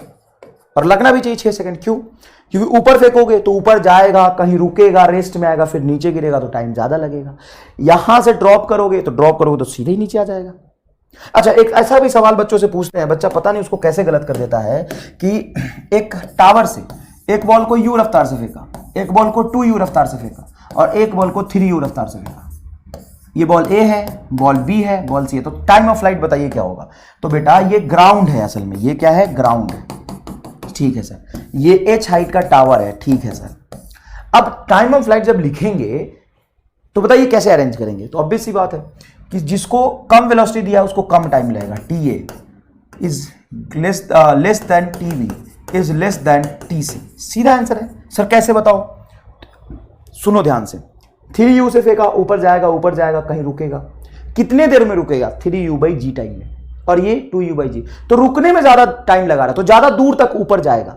सोचो, ये ज्यादा दूर तक ऊपर जाएगा, कहीं रुकेगा, और फिर ज्यादा दूर तक चला जाएगा, तो रेस्ट में आके इसको रुकने में ज्यादा टाइम, आने में ज्यादा टाइम लगेगा। इसको 2U से फेंका तो गया, कहीं रुकेगा, क्या होगा, कहीं रुकेगा तो जल्दी रुक जाएगा, तो वहां से रुक के कम हाइट पे रुकेगा तो और नीचे जल्दी आ जाएगा। इसको फेंका तो ये यही रुक जाएगा जाके, और फिर नीचे आ जाएगा। तो सबसे कम टाइम कौन लगाएगा नीचे आने में, सबसे कम टाइम लगाएगा बेटा A, उसके बाद लगाएगा B, उसके बाद लगाएगा C। एक बात बताओ ना, सिंपल सी बात है, क्या तीनों को फेंका, तीनों कहीं ना कहीं जाके रुकेगा। हाँ, किसी को भी हम कितनी रफ्तार से फेंक दे ऊपर जाके रुकता है। सबसे पहले कौन रुकेगा, ये, और फिर भाग के जमीन पे आ जाएगा। और वैसे भी देखो, यहां से चल के यहीं तक आने का टाइम अगर मैं पूछूं, यहां से चल के यहीं तक आने का, तो ऑब्वियस सी बात है, इसका टाइम होगा 2U/g, इसका होगा 2 × 2U/g, इसका होगा 3 × इसका टाइम ज्यादा लग रहा है, बस बात खत्म। इस सवाल में कहां फंसना। अब सुनो एक और सवाल। मान लो यहां पे H हाइट से एक बॉल को नीचे फेंक दिया मैंने 30 मीटर पर सेकंड से, डाउनवर्ड डायरेक्शन, नीचे की तरफ फेंका है 30 मीटर पर सेकंड से, तो ऑब्वियस सी बात है साइन कन्वेंशन लोगे तो नीचे पॉजिटिव और ऊपर नेगेटिव, नीचे पॉजिटिव ऊपर नेगेटिव, ठीक है सर, नीचे पॉजिटिव ऊपर नेगेटिव, ओके डन। अब सर अब क्या इक्वेशन ऑफ मोशन लगाओ। हाँ कैसे, तो मुझे वेलोसिटी दिया हुआ है, नीचे की तरफ पॉजिटिव मान लिया तो पॉजिटिव हो गया, यहां से यहां तक डिस्प्लेसमेंट पॉजिटिव हो गया, एक्सीलरेशन ड्यू टू ग्रेविटी नीचे पॉजिटिव हो गया। इक्वेशन लगाते तो S बराबर ut plus half AT square, displacement बोलो 80, इनिशियल वेलोसिटी बोलो 30, टाइम मान लो t प्लस 5 क्योंकि G/2 5 T स्क्वायर, 5 से कैंसिल करोगे तो T स्क्वायर, 5 से सब में 5 से डिवाइड कर दो तो T स्क्वायर प्लस 60, 5 से डिवाइड करोगे तो 60 माइनस 80 इज इक्वल टू 0, ये आएगा। T square plus 60 minus 80 is equal to 0, okay. T square plus 60 minus 80 is equal to 0। Sorry, गलत कर दिया। 5T square plus 30T minus 80 is equal to 0, अभी रहने दो। अब 5 से डिवाइड कर दो तो T square plus 60 minus 16 is equal to 0, ऐसा आ जाएगा। अब मिडिल टर्म को स्प्लिट कर दो, चलो कर देते हैं। तो अगर T स्क्वायर प्लस, बताओ मिडिल टर्म को क्या लिखे, बताओ। तो मिडिल टर्म को लिख देते हैं हम 8 और 2, जो भाई 80 minus 2t minus 16 is equal to 0। यहाँ से t को कॉमन लेंगे तो अंदर बचेगा t प्लस 8, और यहाँ से माइनस 2 को कॉमन लेंगे तो ये बचेगा t plus 8, yes is equal to 0। तो t बराबर 2 एंड t बराबर माइनस 8, ये गलत हो जाएगा, t बराबर 2 इज अ करेक्ट आंसर। एक तरीका है ये। सर आप इसमें कुछ बताओ यार सर, मजे नहीं आए। तो ये तो तरीका मैंने एकदम सॉल्व करके दिखाया बेटा। सेकेंड इक्वेशन ऑफ मोशन लगा दिया है। फॉर कंप्लीट जर्नी, ये भी लिख देता हूं, for complete journey, complete journey displacement हमें पता है, इनिशियल वेलोसिटी पता है, टाइम निकालना था तो लगा दिया। अब देखो इसमें जोरदार एमआर स्टार तो नहीं, लेकिन एक सोच मैं आपको बता सकता हूं। अगर आप कुछ सोच सकते हो तो बताना, क्योंकि इसमें एक जोरदार एमआर स्टार, लेकिन वो समझाना मुश्किल है इसलिए मैं नहीं बताऊंगा। उससे अच्छा है कि तुम इससे सॉल्व कर लो, लेकिन अगर तुम सोच पाओ तो मेरे से शेयर करना, क्योंकि मैंने 11th क्लास में पढ़ाया था तो 4-5 बच्चों ने मुझे बताया कि सर हम ऐसे कर सकते हैं। जबरदस्त जबरदस्त बच्चे क्या सोच रहे हैं बताया, बताऊं क्या? इधर फिजिक्स को देखोगे तुम्हें दिख जाएगा, और ये सबके लिए नहीं है, सबके लिए तो ये है महा अखंड मजदूरी। बच्चा देखना कितना इंटेलिजेंट है, कहता है कि सर यहाँ पे 30 है, मतलब अगर हम ड्रॉप की सोचे तो ये इसको ड्रॉप किया होगा 3 सेकंड पहले। अगर हम सोचे हाइपोथेसिस दिमाग में इमेजिन किया कि सर 3 सेकंड पहले ड्रॉप किया होगा, अब सोच ले, अब ज्यादा नहीं बताऊंगा, सोच पाया तो ठीक, नहीं तो कोई बात नहीं। एक दूसरा एमआर बताता हूं जो तू सोच सकता है थोड़ा बहुत। मान लो वेलोसिटी पता है, हाँ सर, नीचे एक्सेलरेशन पता है 10 metre per second square, okay. तो क्या मैं फाइनल वेलोसिटी अगर पता चल जाए किसी तरीके से, तो final velocity minus initial velocity divided by acceleration, क्योंकि ये कांस्टेंट एक्सेलरेशन है तो टाइम डायरेक्ट आ जाएगा। लेकिन फाइनल वेलोसिटी पता कैसे चलेगा? थर्ड इक्वेशन ऑफ मोशन से। अगर तुम्हें फाइनल वेलोसिटी पता करना है, इनिशियल वेलोसिटी पता है, डिस्प्लेसमेंट पता है, एक्सेलरेशन पता है, साथ में इनिशियल वेलोसिटी पता है, डिस्प्लेसमेंट पता है, एक्सेलरेशन पता है, तो फाइनल वेलोसिटी निकालो ना। चलो मजे करते हैं। फाइनल वेलोसिटी का whole square is equal to initial velocity कितना होगा, 30 का whole square plus 2 displacement 80 into ये 10, तो ये हो गया 900 प्लस। देखो सवाल का मतलब आंसर मिलाना नहीं होता, सवाल का मतलब होता है सवाल से खेलो। और तुम्हें स्टार्टिंग में दिक्कत होगी, लेकिन तुम खेलना शुरू कर दोगे ना बेटा, स्टार्टिंग में टाइम लगेगा, लेकिन खेलना शुरू कर दोगे तो बाद में मजे आएंगे। 900 2 मल्टीप्लाई 1600 आ जाएगा, और 900 16 2500, तो फाइनल वेलोसिटी आ जाएगा रूट अंडर 2500, ये आ जाएगा तुम्हारा 50, है ना। 5 मल्टीप्लाई 100, 25 मल्टीप्लाई 100, तो 50 मीटर पर सेकेंड। हाँ सर ये तो ठीक था, तुरंत आ गया 50 मीटर पर सेकेंड। तो टाइम बराबर क्या होता है, final velocity minus initial velocity divided by total time, total acceleration. तो फाइनल वेलोसिटी बोलो 50, इनिशियल वेलोसिटी बोलो 30 डिवाइडेड बाई टाइम 10, आ गया 2 सेकेंड। हाँ सर ये भी ठीक था, लेकिन हम ये क्वाड्रेटिक सॉल्व कर लेंगे तो ये भी ठीक है, मैं मना नहीं कर रहा, ये भी ठीक है। और इससे तो जबरदस्त हो, तो तुम खुद सोचो, खुद सोचो। और वो सोच पाए तो फिर बचा ही नहीं सवाल में कुछ। अब आता है बैलून से ड्रॉप करने वाली केसेस। अब बैलून स्टार्ट्स राइजिंग अप, रेनी अप नहीं, राइजिंग अप, राइजिंग अप। अगर मैंने स्पेलिंग गलत लिखा हो तो माफ करना बेटा, मैं अंग्रेजी का मास्टर नहीं हूं, और स्कूली शिक्षा बहुत अच्छी नहीं हुई तो अंग्रेजी कम आती है मुझे। Balloon starts rising up from ground with acceleration 1.25 metre per second square. ये बैलून है, और यहां से बैलून ऊपर की तरफ, बैलून भी अच्छा नहीं बना पा रहा मैं, ये ठीक बना है, ऊपर की तरफ चलना शुरू करता है 1.25 मीटर पर सेकंड स्क्वायर। तो अब तुम यहां पे एक्सेलरेशन ड्यू टू ग्रेविटी मत लगाना, ये फ्री फॉल नहीं है, no free fall, no free fall. यहां पे हम acceleration due to gravity g नहीं लगाएंगे। क्यों? क्योंकि ऊपर की तरफ एक्सेलरेशन दिया है, राइजिंग अप दिया है, up with ground with acceleration इतना। तो यहां से t इज इक्वल टू 0 से जर्नी स्टार्ट करी, ठीक है। और 8 सेकेंड पर कहीं मान लो बैलून यहां पे पहुंचा। अब ये कांस्टेंट एक्सेलरेशन से जा रहा है, तो यहां पे हम वेलोसिटी निकाल सकते हैं, v बराबर u plus at। Initial velocity rest से जर्नी स्टार्ट किया, balloon starts rest plus acceleration कितना दिया हुआ है, सॉरी ये एक्सेलरेशन था 1.25 metre per second square, 1.25 metre per second square into time कितना 8, इनटू टाइम कितना। तो सर 1.25 को आप लिख सकते हो 100, 125 बाई 100, हाँ मतलब असल में 5/4 है। ये 125 को लिख सकते हैं 5/4। मैंने एक स्टार्टिंग में कैलकुलेशन राफ्तार में करना सिखाया था। 1.25 को 5/4 लिख सकते हैं, तो 5/4 मल्टीप्लाई 8, तो ये हो जाएगा तुम्हारा 10 मीटर पर सेकेंड। वो तो मुझे दिख रहा है, लेकिन तुम्हारे लिए करना पड़ रहा है एक स्टेप। अच्छा सर इनिशियल वेलोसिटी आपका 0 है, तो 8 सेकेंड में कितना डिस्प्लेसमेंट चल लिया होगा? तो लगाओ इक्वेशन, s बराबर ut plus half at square. तो ये हो जाएगा तुम्हारा हाफ, एक्सीलरेशन की वैल्यू 5/4 इंटू 64। तो 64, तो ये 2 से कैंसिल होगा तो आ जाएगा 32, और ये हो जाएगा 8 40 मीटर। मतलब यहां से ग्राउंड से अभी बैलून कितने हाइट पे है? अभी बैलून ग्राउंड से 40 मीटर की हाइट पे, ये पता होना चाहिए नहीं तो सवाल सॉल्व नहीं होगा। 40 मीटर की हाइट पे है और ऊपर 10 मीटर पर सेकेंड रफ्तार से जा रहा है। ठीक है। A small particle is dropped then find time of flight of particle dropped from balloon. यहां पे होना चाहिए from balloon drop from balloon then find time of flight of a particle. तो इस पार्टिकल का टाइम ऑफ फ्लाइट क्या होगा? इस पार्टिकल का टाइम फ्लाइट क्या? ड्रॉप करेंगे। तो अगर तुम रेस्ट में बैठ के ड्रॉप करो, वो एक अलग तरह का ड्रॉप होता है। और अगर तुम बैलून से ड्रॉप करोगे, जैसे मान लो मैं बस में चल रहा, मैं बस से बाहर बॉल को फेंकूं, तो जब तक बॉल मेरे हाथ में था तब तक उसकी वेलोसिटी मेरे हाथ की वेलोसिटी के बराबर होगी। मान लो ऐसे लेके मैं भाग रहा, हाँ होगी। और मेरी वेलोसिटी ट्रेन के बराबर होगी, ट्रेन में मैं बैठा हूं। तो जब भी हम मूविंग फ्रेम में बैठे होते हैं तो हमारी वेलोसिटी, मूविंग फ्रेम मतलब हो गया बैलून, बस, ट्रेन, वहां पे जब हम बैठे होते हैं तो हमारी वेलोसिटी बस की वेलोसिटी के बराबर होती है।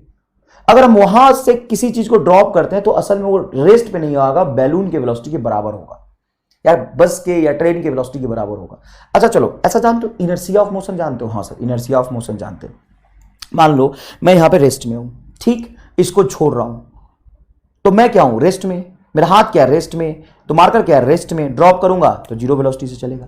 लेकिन मैं जा रहा हूं ऊपर 10 से, क्योंकि मैं लिफ्ट में बैठा हूं, मैं बैलून पे बैठा हूं, छोड़ना, मैं एमआर बैलून पे बैठा यहां पे, मैं खुद बैलून पे बैठा हूं, मैं उड़ रहा हूं। तो मेरी वेलोसिटी बैलून के बराबर, मेरे हाथ की वेलोसिटी बैलून के बराबर। अब मैं, मेरे हाथ में एक छोटा सा पार्टिकल है, उसकी वेलोसिटी बैलून की वेलोसिटी के बराबर। अब मैं छोड़ने का मतलब होता है उसको मुक्त कर दिया, उसको कोई एक्स्ट्रा एफर्ट नहीं किया, उसको जस्ट रिलीज किया। तो जस्ट रिलीज करूंगा तो इसकी वेलोसिटी पार्टिकल की ऊपर की तरफ होगी 10 मीटर पर सेकंड। अब यहां से मैं लगाऊंगा एमआर स्टार, तुम्हें जो करना है कर ले, मैं लगाऊंगा एमआर स्टार। सर यहां पे मजदूरी करो, नहीं करूंगा। कब तक मजदूरी करूं? और मैं 50 सवाल अगर सॉल्व करके सिखाए मोशन अंडर ग्रेविटी में, पता नहीं काउंट करोगे तो 20-25 सवाल सिखाए, आप कुछ तो खुद कर। तो ये रहा साहब इसकी हाइट 40 मीटर। हाँ सर, हाइट 40 मीटर। और यहां से बॉल को मैंने ऊपर थ्रो कर दिया है 10 मीटर पर सेकंड से। तो जब अगर बॉल को मैं 10 मीटर पर सेकंड से ड्रॉप करता हूं तो पक्की बात है इसको ऊपर जाने में टाइम लगेगा 1 सेकंड का। सर ये 1 सेकंड आपने डायरेक्ट लिख दिया, सर डायरेक्ट लिख दिया, सर डायरेक्ट लिख दिया, सर 1 सेकंड डायरेक्ट लिख दिया। U by g, t is equal to u by g. U कितना? 10, जी कितना? 10, तो 1 सेकंड। और एच कितना होगा? 5 मीटर। कितने हाइट पे होगा? 5 मीटर। सर कैसे पता? u²/2g। तो यहां पहुंचा, फाइनली ये रेस्ट पे आ जाएगा मैक्सिमम हाइट पे। अब बताओ कितने हाइट से उसको नीचे गिरना है? तो 40 ए और 5 ए मतलब 45। तो सर जो आप ये बार बार कर रहे हो, आपको ये डेटा आसान दिया इसलिए कर पा रहे हो? नहीं बेटा, ये सवाल बनाने वाले ने इतना मेहनत करके सवाल को सेट किया कि लास्ट में डेटा आसान है, एंड वन कुछ भी नहीं लिख सकता हो। इसीलिए सवाल को सॉल्व करना ज्यादा आसान होता है सवाल को बनाने से। कोई क्वेश्चन बनाना, फॉर्म करना आसान काम नहीं है। मैं तुम्हें बोल दूं क्वेश्चन बनाओ, जैसे यूपी बिहार में बनाओ का मतलब होता है सॉल्व करना। मैं बोलूं तुम क्वेश्चन सॉल्व करो तो आसान काम है, क्वेश्चन को फ्रेम करो तो मुश्किल है। सर कहां मुश्किल है? आप बोलो हम तो कुछ भी पूछ लेंगे। सर ऐसे नहीं होता है बेटा कुछ भी नहीं पूछ लेते हैं, उसमें डेटा सोच समझ के रखना होता है। तो हर सवाल में डेटा इस तरीके से रखा जाता है कि लास्ट में वही आएगा जो तुम्हारे दिमाग में 5, 15, 25, 20 तो बताओ कितने हाइट पे? ये 40 और ये 5, 45। अगर 45 मीटर की हाइट से किसी को ड्रॉप करो तो लगा लेना t is equal to √2u/g। Sorry, drop करने के केस में यहां से नीचे गिरने का टाइम लिख देता हूं मैं, √2h/g। तो सर √2h/g मतलब 3 सेकेंड आएगा। हाँ, तो ये 3 सेकेंड आएगा। तो बताओ इसका टोटल टाइम फ्लाइट क्या होगा? यहां से गया 1 सेकेंड और ये 3 second, total time of flight आ जाएगा, टोटल आ जाएगा 4 सेकेंड इज आंसर। लो 4 सेकेंड इज आंसर। हो गया सॉल्व आसानी से? ठीक है, समझ आया? अभी लास्ट पेज नहीं है, ये मैंने मोशन अंडर ग्रेविटी कि स्लाइड्स लास्ट में रख लिए थे शायद। अब अपन चलते हैं ग्राफ की तरफ। हो सकता है कल तुम्हारा संडे हो, छुट्टी हो, ठीक है ना, हो सकता है कल क्या हो, सॉरी संडे नहीं है कल, मैं भी क्या कर रहा हूं, कल कुछ छुट्टी हो सकता है, मोस्ट प्रोबेबली, पता नहीं मुझे वैसे। अपन चलते हैं ग्राफ की तरफ। तो सबसे पहला हमारा टारगेट है पढ़ना position time graph. Position time graph का मतलब है कि वाई एक्सिस पे हमने रखा है पोजीशन। 99% क्वेश्चन में वाई एक्सिस पे ही हम पोजीशन रखते हैं, जिसको हमने एक्स से रिप्रेजेंट किया है, और एक्स एक्सिस जो नीचे होगा उसको हम कहते हैं टाइम। अब मान लो मुझे किसी एक ऐसे ऑब्जेक्ट का पोजीशन टाइम ग्राफ बनाना है जो रेस्ट में है, तो कैसा पोजीशन टाइम ग्राफ बनाएगा? तो सर इसका पोजीशन टाइम ग्राफ बनेगा ये वाला बनेगा सर इसका पोजीशन टाइम ग्राफ। हाँ, क्यों? क्योंकि मान लो t इज इक्वल टू 0, यहां देखो कोऑर्डिनेट 0,0 मतलब टाइम भी 0। जब टाइम यहां पे 0 है तो इसकी पोजीशन कुछ इनिशियल है x है। अब टाइम बढ़ के इस तरफ आगे जाएंगे तो टाइम बढ़ेगा, है ना, टाइम एक्सिस है, एक्स एक्सिस पे टाइम रखा है, आगे जाने पे टाइम बढ़ेगा। तो मान लो कहीं मैं यहां पे आ गया, उस समय इसकी पोजीशन xi ही है। मान लो मैं यहां आ गया, उस समय इसकी पोजीशन xi ही है। मान लो मैं यहां आ गया, उस समय भी इसकी पोजीशन xi है। मान लो मैं यहां आ गया, उस समय भी इसकी पोजीशन xi है। मतलब टाइम में बढ़ाते जा रहा हूं लेकिन पोजीशन फिक्स है। पोजीशन कैसे बढ़ेगा सर? मैं ऊपर जाऊंगा तो पोजीशन बढ़ेगा। क्लियर है एकदम बात? हाँ। तो सर ये रेस्ट को बता रहे हैं, हाँ ये किसको बता रहे हैं? रेस्ट को बता रहे हैं। अगर मान लो मैं पोजीशन टाइम ग्राफ ऐसा बना दूं, x versus T, straight line, तो सर इसका क्या मतलब है? इसका मतलब है कि आगे बढ़ने से टाइम बढ़ रहा है और ऊपर जाने से पोजीशन बढ़ रहा है। इस ग्राफ का लेंथ यहां से यहां तक इस किस चीज को बताएगा? तो शायद मैंने बहुत अच्छे से आपको समझाया था कि इस ग्राफ का लेंथ असल में किसी चीज को नहीं बताता है। यहां से यहां तक लेंथ निकाल के ना तो कुछ भी निकाल सकता। सर क्यों? अगर मान लो यहां पे कुछ कोऑर्डिनेट लिखा हुआ है x, t लिखा हुआ, इसका क्या मतलब? इसका मतलब यह है बेटा कि इस पोजीशन पे, सुनना अच्छे से, मजे आ जाएंगे एकदम। ये x का मतलब है इसका वाईएथ कंपोनेंट, यहां से यहां तक इसका वाईएथ कोऑर्डिनेट इसके पोजीशन को बताएगा, और इस t का मतलब है जो इसका x कोऑर्डिनेट है, ये टाइम को बताएगा। सर आपने गलत लिख लिया, हाँ थोड़ा सा गलत लिख लिया, क्योंकि पहले हम हमेशा x पे जो रखते हैं उसको बताते, तो ये होगा t, x।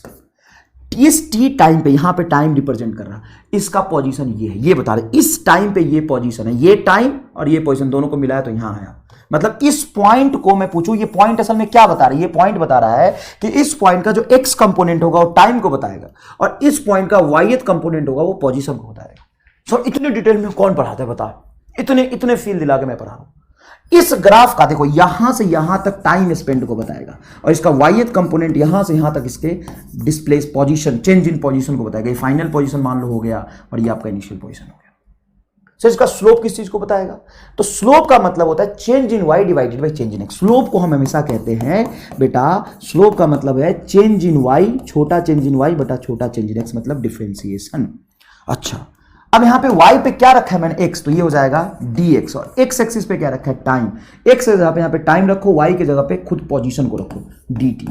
Sir dx by dt को तो हम जानते हैं, इसको तो हम वेलोसिटी कहते हैं। हाँ, तो असल में टोटल चेंज इन y हो जाएगा total change in position divided by total change in time. एक छोटे से इंस्टेंस में छोटा change in position dx divided छोटा टाइम टेकन, तो चेंज इन पोजीशन छोटा सा डिवाइडेड छोटा सा टाइम, यही तो होता है तुम्हारा वेलोसिटी। तो पोजीशन टाइम ग्राफ का स्लोप क्या बताता है? वेलोसिटी। तो सर इसका वेलोसिटी कैसा है? इसका वेलोसिटी कैसा है? इसका वेलोसिटी बेटा कांस्टेंट है। ये किस चीज को बता रहा है? कांस्टेंट वेलोसिटी को बता रहा है। कैसे? क्योंकि स्ट्रेट लाइन ग्राफ का स्लोप कांस्टेंट होता है। तो पोजीशन टाइम ग्राफ का स्लोप किसको बताएगा? वेलोसिटी को। यहां पे कहीं वाई एक्सिस पे, एक्स एक्सिस पे वेलोसिटी तो नहीं रखा है। वाई एक्सिस किसको बता रहा? पोजीशन को। एक्स एक्सिस किसको बता रहा? टाइम को। अगर मुझे पोजीशन देखना हो तो क्या स्लोप देखूंगा? नहीं। पोजीशन देखना हो तो वाई कोऑर्डिनेट देखो, टाइम देखना हो तो एक्स कोऑर्डिनेट देखो। फील आया? नहीं आया? जल्दी से बता दो। एकदम जोरदार फील आया? चलो, ये मैंने पहले भी कराया था आपको। सॉरी, यहां पे सवाल ही गलत है। सवाल होना चाहिए ratio of displacement of particle A and B. Ratio of displacement, ratio of displacement of A and B, displacement of A divided by displacement of B. तो बच्चा तुरंत से कहता है सर देखो यहां से 0,0 से मोशन शुरू हुआ और बी का पाथ यहां से यहां तक है, तो सर बी ज्यादा दूर चला है, ए कम चला है। सर नहीं, ग्राफ में असल में इस ग्राफ का लेंथ किसी चीज को नहीं बताता है। तो सर डिस्प्लेसमेंट कैसे पता चलेगा? चेंज इन पोजीशन से। What is the meaning of displacement? Change in position. Change in position, हमें क्या देखना पड़ेगा? पोजीशन में चेंज। और पोजीशन देखने के लिए हम इसका स्लोप देखते हैं? नहीं। सर एरिया देख लेते हैं? नहीं। तो सर पोजीशन कैसे देखेंगे? इसका वाई एक्सिस क्या बता रहा? वाई एक्सिस क्या बता रहा पोजीशन को? तो T0 पे ए का पोजीशन 0 है और पार्टिकल जब यहां पहुंचा तो हमें इसका वाईएथ कंपोनेंट ये देखना पड़ेगा। ये फाइनल पोजीशन है ए का फाइनल पोजीशन है। और सर ए का इनिशियल पोजीशन ये था, ए का इनिशियल पोजीशन ये था। सर बी का भी इनिशियल पोजीशन यही है, ठीक है, बी का भी इनिशियल पोजीशन ये है। अब बी का फाइनल पोजीशन कहां है बताओ? बी यहां पे है। तो इसका मतलब है इसका एक्स कंपोनेंट टाइम टेकन को बताएगा, वाईएथ कंपोनेंट पोजीशन को बताएगा। तो इसका फाइनल पोजीशन एक्स बी ये है। तो सर ए का और बी का फाइनल पोजीशन सेम? हां। Initial position same? हां। तो दोनों में असल में किस चीज का फर्क है? दोनों के एक्स कंपोनेंट का फर्क है, दोनों के वाई कंपोनेंट में कोई डिफरेंस नहीं। देखो बेटा, यहां से इसका वाईएथ कंपोनेंट लो, यहां से यहां तक आएगा, इसका वाईएथ कंपोनेंट लो, यही आएगा। तो displacement is change in position and displacement will be same for A and B, same for A and B. दोनों के लिए साहब डिस्प्लेसमेंट क्या है? सेम है। दोनों के लिए डिस्प्लेसमेंट सेम है। सर एक काम करते हैं, हम पता लगाते हैं कि असल में इस ग्राफ में फर्क क्या है। तो एक्स कंपोनेंट का यहां से यहां तक टाइम लिया है ए ने, तो time taken by A is less than time taken by B. तो सर सेम डिस्प्लेसमेंट के लिए देखो कहां तक डीप में घुस के बता रहा हूं बेटा, सेम डिस्प्लेसमेंट के लिए ए ने कम टाइम लिया है और बी ने ज्यादा टाइम लिया है। तो सर बी की वेलोसिटी कम होना चाहिए। हां, और वैसे भी पोजीशन टाइम ग्राफ का स्लोप वेलोसिटी को बताता है। तो बेटा स्लोप हमने देखना बताया था ना, ये रेखा है, ये भी सीधी रेखा है, ये भी सीधी रेखा है, लेकिन ये देखो ये जो बी के लिए रेखा लेटी हुई है, तो कह सकते हो velocity of B is less than velocity of A. Sir ये नहीं आया समझ। देखो ए जितना ऊपर खड़ा होगा इसका स्लोप उतना ज्यादा होगा, तो ए की वेलोसिटी ज्यादा होनी चाहिए। वैसे भी सेम डिस्प्लेसमेंट के लिए ए ने कम टाइम लिया तो वेलोसिटी ज्यादा होना चाहिए। तो साहब स्लोप का फील भी आया और स्लोप से जो आंसर आएगा वो सही भी दिख गया यहां पे। बताइए फील आया कि नहीं आया? पूरी पीएचडी कर ली हमने इस पोजीशन टाइम ग्राफ पे। नहीं गलत होगा सवाल बेटा, नहीं गलत होगा। अब इसमें से आपको बताना है which of the following graph is wrong. गलत ग्राफ कौन सा है? डिस्टेंस टाइम ग्राफ बनाया। कौन सा ग्राफ बनाया? Distance time. तो बेटा graph number A is wrong. Why it is wrong? Why it is wrong? Because distance cannot be negative, can't be negative. Distance negative नहीं होता सकता। B is also wrong sir, because distance cannot decrease. Distance cannot decrease. Sir आपने ये करा दिया था, कोई बात नहीं बेटा दोबारा करा देता हूं। यहां पे भी ये ग्राफ गलत है क्योंकि डिस्टेंस कैन नॉट डिक्रीज। यहां पे भी ये ग्राफ गलत है क्योंकि एक ही टाइम पे दो डिस्टेंस नहीं हो सकता। तो सारे गलत है क्या सर? हाँ, रॉन्ग पूछा था। A B C D all are wrong, all are wrong. सारे के सारे ग्राफ गलत हैं सर। आगे दिखाइए, आगे देखिए। ये बनाया मैंने पोजीशन टाइम ग्राफ, तो ये करेक्ट है क्योंकि position can be negative. Position तो निगेटिव हो सकता है ना। पोजीशन निगेटिव होने का मतलब मान लो यहां पे तूने ओरिजिन डिफाइन किया, एक आदमी यहां है ए और एक आदमी बी है, तो बी का पोजीशन पॉजिटिव, ए का निगेटिव, तो इसकी पोजीशन निगेटिव से पॉजिटिव की तरफ जा रही। सही है, ए इज करेक्ट है ना। कलम है तो लिखो, मैं बोल रहा हूं ए इज करेक्ट। बताओ B is wrong. Why this is wrong? तो एक ही टाइम पे ऑब्जेक्ट की दो पोजीशन नहीं हो सकती, यहां भी और यहां भी। देखो पोजीशन एक ही टाइम पे, देखो इस टाइम पे ऑब्जेक्ट की दो पोजीशन। ये सी इज करेक्ट क्योंकि पोजीशन कैन डिक्रीज। डी अगर तुमसे सच में पूछे कि इस ग्राफ को फिजिकली बताओ तो फिजिकली रॉन्ग है क्योंकि sharp turn is not allowed. Sharp physically गलत है, लेकिन तुमसे न्यूमेरिकल इस पे पूछा जा सकता है। फिजिकली पूछेगा तो बोलोगे गलत है ना। इसके जगह पे सही ग्राफ ऐसा बनता है, ऐसा बनता है। ठीक है, ये मैंने दोबारा कराया, ऐसे मत बोल देना जल्दी में कराया, दोबारा कराया मैंने, डिस्टेंस बढ़ाते समय करा दिया था। अब यहां पे पोजीशन टाइम ग्राफ, मतलब देख रहे हो पोजीशन टाइम ग्राफ उठाया तो उसे पूरी पीएचडी कराएंगे आपको, अभी तो शुरुआत है। The displacement time graph for the two particle A and B is following the ratio of A by B. AIPMT का सवाल है ये, आप कहते हो ना PYQ, लिख देता हूं AIPMT का सवाल है, आपको PYQ में मिल जाएगा। तो ए और बाई बी की वेलोसिटी का रेशियो पता करना है। सुनिए ध्यान से, ये एंगल बेटा 45 दिया हुआ है। कौन सा एंगल? ये वाला, देखो यहां पे लिखा है 45 और 15 डिग्री नीचे है ये, तो ये कितना हो गया सर? 30 डिग्री हो गया। ये डॉटेड लाइन देखो, ये 45 बना रहा, तो ये टोटल कितना हो जाएगा सर? ये 60 डिग्री हो जाएगा। ये हो गया तुम्हारा 60 डिग्री, ये हो गया 30 डिग्री। हाँ सर, ये तो सही बात है। यहां से यहां तक ये हो गया 60 डिग्री और ये हो गया 30 डिग्री, क्योंकि बीच वाला डॉटेड 45 है देखो, और डॉटेड से नीचे है 15 डिग्री, ऊपर है 15 डिग्री। लेकिन सब ये देख क्यों रहे हो? क्योंकि वेलोसिटी का मतलब होता है slope of position time graph. Velocity means यहां देखो एक्स एक्सिस पे टाइम रखा है, वाई एक्सिस पे डिस्प्लेसमेंट रखा है, तो velocity of A divided by velocity of B का मतलब हो गया slope of graph A divided by slope of B. Slope of A divided by slope of B. Sir A और बी का स्लोप कैसे देखेंगे? तो स्लोप का मतलब मैंने बताया था आपको, tan थीटा को ही असल में स्लोप कहते हैं। तो ए ग्राफ का tan थीटा, ए ग्राफ का ये हो जाएगा tan 30 डिग्री, और बी ग्राफ के लिए हो जाएगा tan 60 डिग्री। देखिए ध्यान से, हम एक्स एक्सिस एंगल लेंगे 45 है और ये 15 डिग्री और आगे है तो ये 60 हो जाएगा। tan 30 होता है बेटा 1/√3 और 60 होता है √3, तो 1/3 इज करेक्ट आंसर।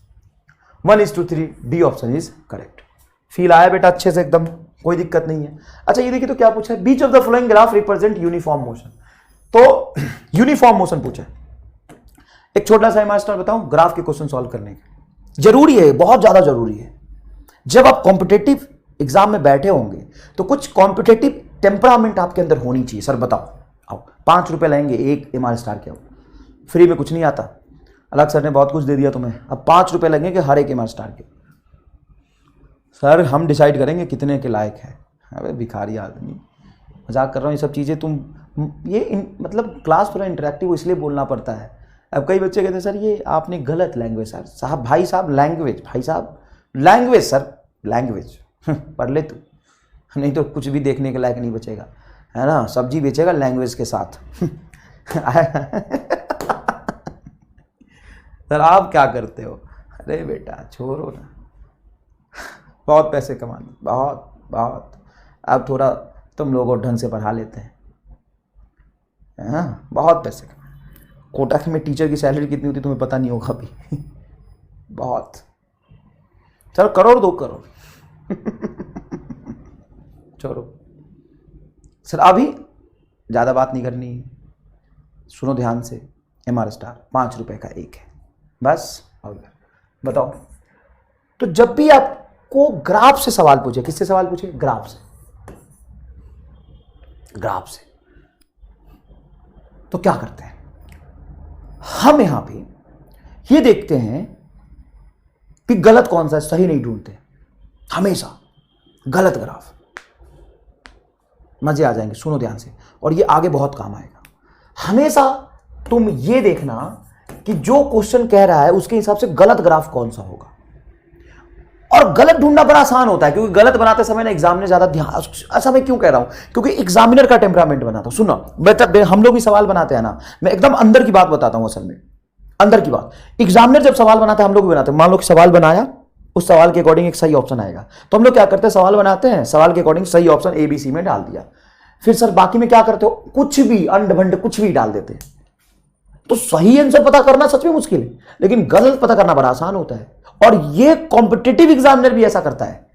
दिखाऊंगा अभी सवाल, IIT JEE के IIT एडवांस का सवाल बताऊंगा, तो देख के सही आंसर बता देगा IIT एडवांस का सवाल है।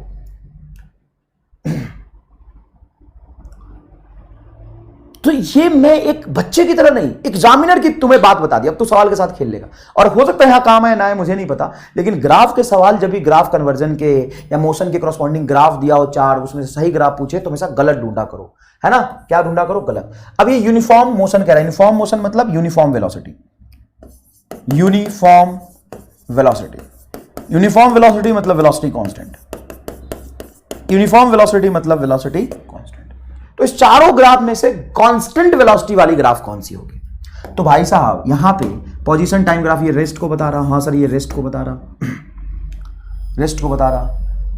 और सर यहां पे स्लोप चेंज हो रहा, मतलब वेलोसिटी वेरिएबल होगी। स्लोप देखो ना, स्लोप वेरी कर रहा, ये रोता हुआ रामलाल है, रुतुलू रामलाल है, इसका स्लोप क्या हो रहा? कम हो रहा।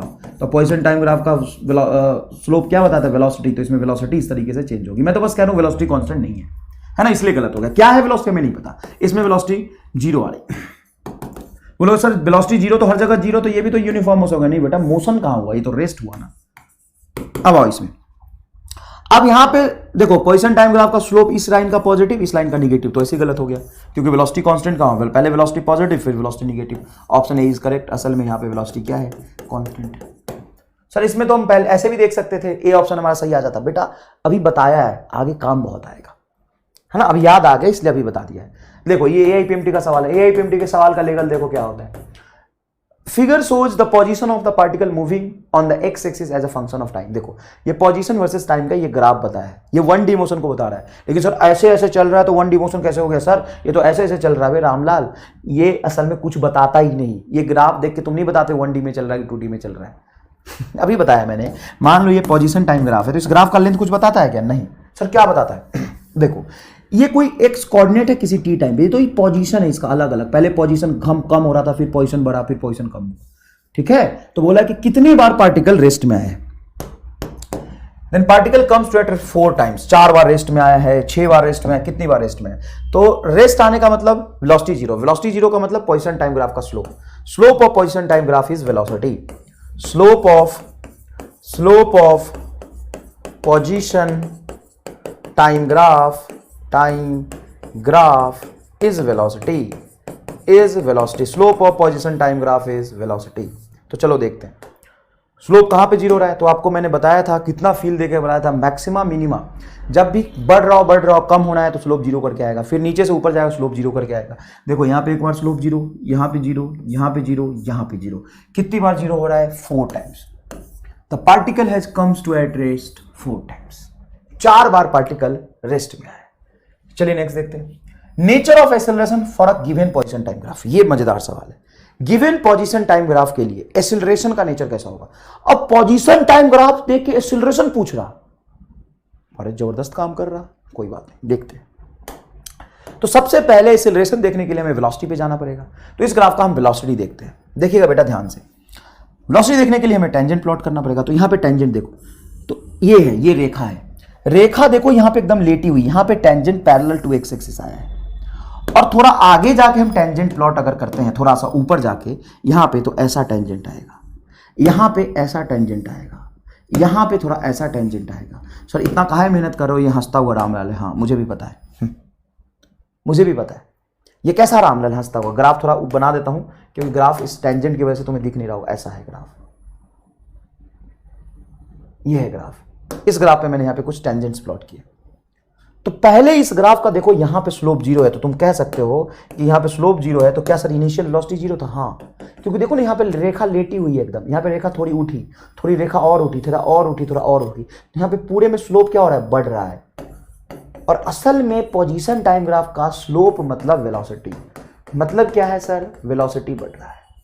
वेलोसिटी क्या हो रहा है? बढ़ रहा है, वेलोसिटी बढ़ रहा है। हंसता हुआ रामलाल, ले ऐसे ही बना देता हूं। तो सर इनिशियली वेलोसिटी जीरो था, हाँ। अच्छा स्लोप है कैसा? देखो एंगल 90 से कम बन रहा, एंगल 90 से कम बन रहा, एंगल 90 से कम बन रहा, तो पॉजिटिव है। मतलब velocity is increasing in positive, मतलब फ्रॉम रेस्ट, ये भी लिखो फ्रॉम रेस्ट। पहले इनिशियल वेलोसिटी जीरो था and velocity is increasing in positive from rest. पहले वेलोसिटी जीरो था और धीरे धीरे वेलोसिटी बढ़ रही। भागने का रफ्तार क्या हो रहा है? वेलोसिटी रफ्तार क्या हो रहा है? देखो स्लोप बढ़ रहा, ग्राफ का स्टिफनेस बढ़ रहा, तो रफ्तार क्या हो रहा है? पहले यहां पे वेलोसिटी जीरो है, फिर कुछ हो जाएगा 2, फिर 4, फिर 6, तो स्पीड बढ़ रहा है सर। तो बताओ यहां पे एक्सीलरेशन कैसा होगा, पॉजिटिव या नेगेटिव? यही पूछा, 4 ऑप्शन बना देता हूं। Acceleration is 0, option B. Acceleration is positive, C acceleration is negative, और डी एक्सीलरेशन इज सी। 3 ही ऑप्शन बनता हूं। चलो मे बी एनीथिंग, ऐसा भी दे सकता हूं, मे बी पॉजिटिव नेगेटिव। बताओ क्या बोलोगे? Acceleration is positive. सर कैसे पता चला एक्सीलरेशन पॉजिटिव होगी? मान लो इनिशियल वेलोसिटी जीरो था, इनिशियल वेलोसिटी क्या था? जीरो था, है ना, इनिशियल वेलोसिटी जीरो था। कुछ देर बाद वेलोसिटी हो गया 2, कुछ देर बाद हो गया 6, फिर हो गया 8, फिर हो गया 10। तो कभी भी एक्सीलरेशन निकालोगे तो 10 - 8 क्या होगा बोलो? 2 बटा टाइम, देखो पॉजिटिव ही आएगा ना बेटा, टाइम तो हमेशा पॉजिटिव होता है। वैसे भी इनिशियल वेलोसिटी जीरो है और धीरे धीरे वेलोसिटी बढ़ रही है पॉजिटिव में, तो जिधर वेलोसिटी पॉजिटिव बढ़ी उधर ही एक्सीलरेशन होगा। अगर मान लो पीछे एक्सीलरेशन होता और ऑब्जेक्ट रेस्ट में, तो पीछे जाता ना, फिर फील कर इस बात को, रेस्ट में था ना ऑब्जेक्ट। हाँ सर ये ठीक है, तो एक्सीलरेशन कैसा हो जाएगा? पॉजिटिव। अब अगर मान लो ग्राफ ऐसा बना दूं, ऐसा बना दूं, देखना अच्छे से बेटा, ऐसा बना दूं, ठीक है सर, ऐसा ग्राफ बढ़िया लग रहा है सर देखने में, पोजीशन टाइम ग्राफ। अब यहां पे एक्सेलरेशन का नेचर बताओ, पॉजिटिव निगेटिव जीरो। सुनो ध्यान से, क्या इनिशियली ऑब्जेक्ट रेस्ट में था? तो बच्चा कहता है हाँ सर देखो इसका कोऑर्डिनेट जीरो है। बेटा कोऑर्डिनेट जीरो है इसका मतलब पोजीशन जीरो है, ऑब्जेक्ट रेस्ट में है क्या? इसको समझने के लिए एक ग्राफ मैंने लाया हुआ है, बनाया हुआ है, मैं दिखाता हूं तुम्हें। ये वाला, हाँ बिल्कुल ये वाला, ये बताता हूं। इस 4 ऑप्शन में से सही ऑप्शन बताओ। For x t graph shown in figure, A PMT का सवाल है। अरे काहे ऐसे हो रहा है भाई? देखो ए आई पीएमटी का सवाल है, ए आई पीएमटी का सवाल है। क्या है सवाल सर? पोजीशन टाइम ग्राफ है। अब 4 ऑप्शन बताओ। वेलोसिटी इज कांस्टेंट, क्या वेलोसिटी कांस्टेंट है during motion? Velocity is constant for all time, for all the time. क्या वेलोसिटी हमेशा के लिए कांस्टेंट है? Velocity of the body is continuously changing, instantaneous velocity. ओहो इसने तो गलत ऑप्शन बना दिया, आधा अधूरा टाइप कर दिया। कोई बात नहीं बेटा, मैं पूरा टाइप कर लेता हूं।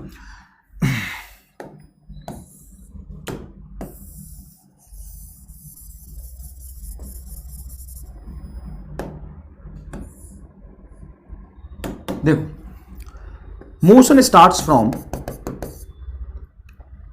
मोशन MOTION, मोशन सही लिखा है ना? ओहो सही लिखा तो वैसे। Motion starts from rest and then moving with constant velocity, and then moving with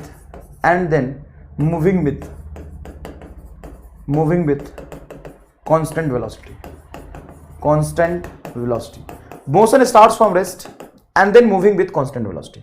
Next one, body travels with constant speed and starts from non-zero velocity and starts his motion with non-zero velocity.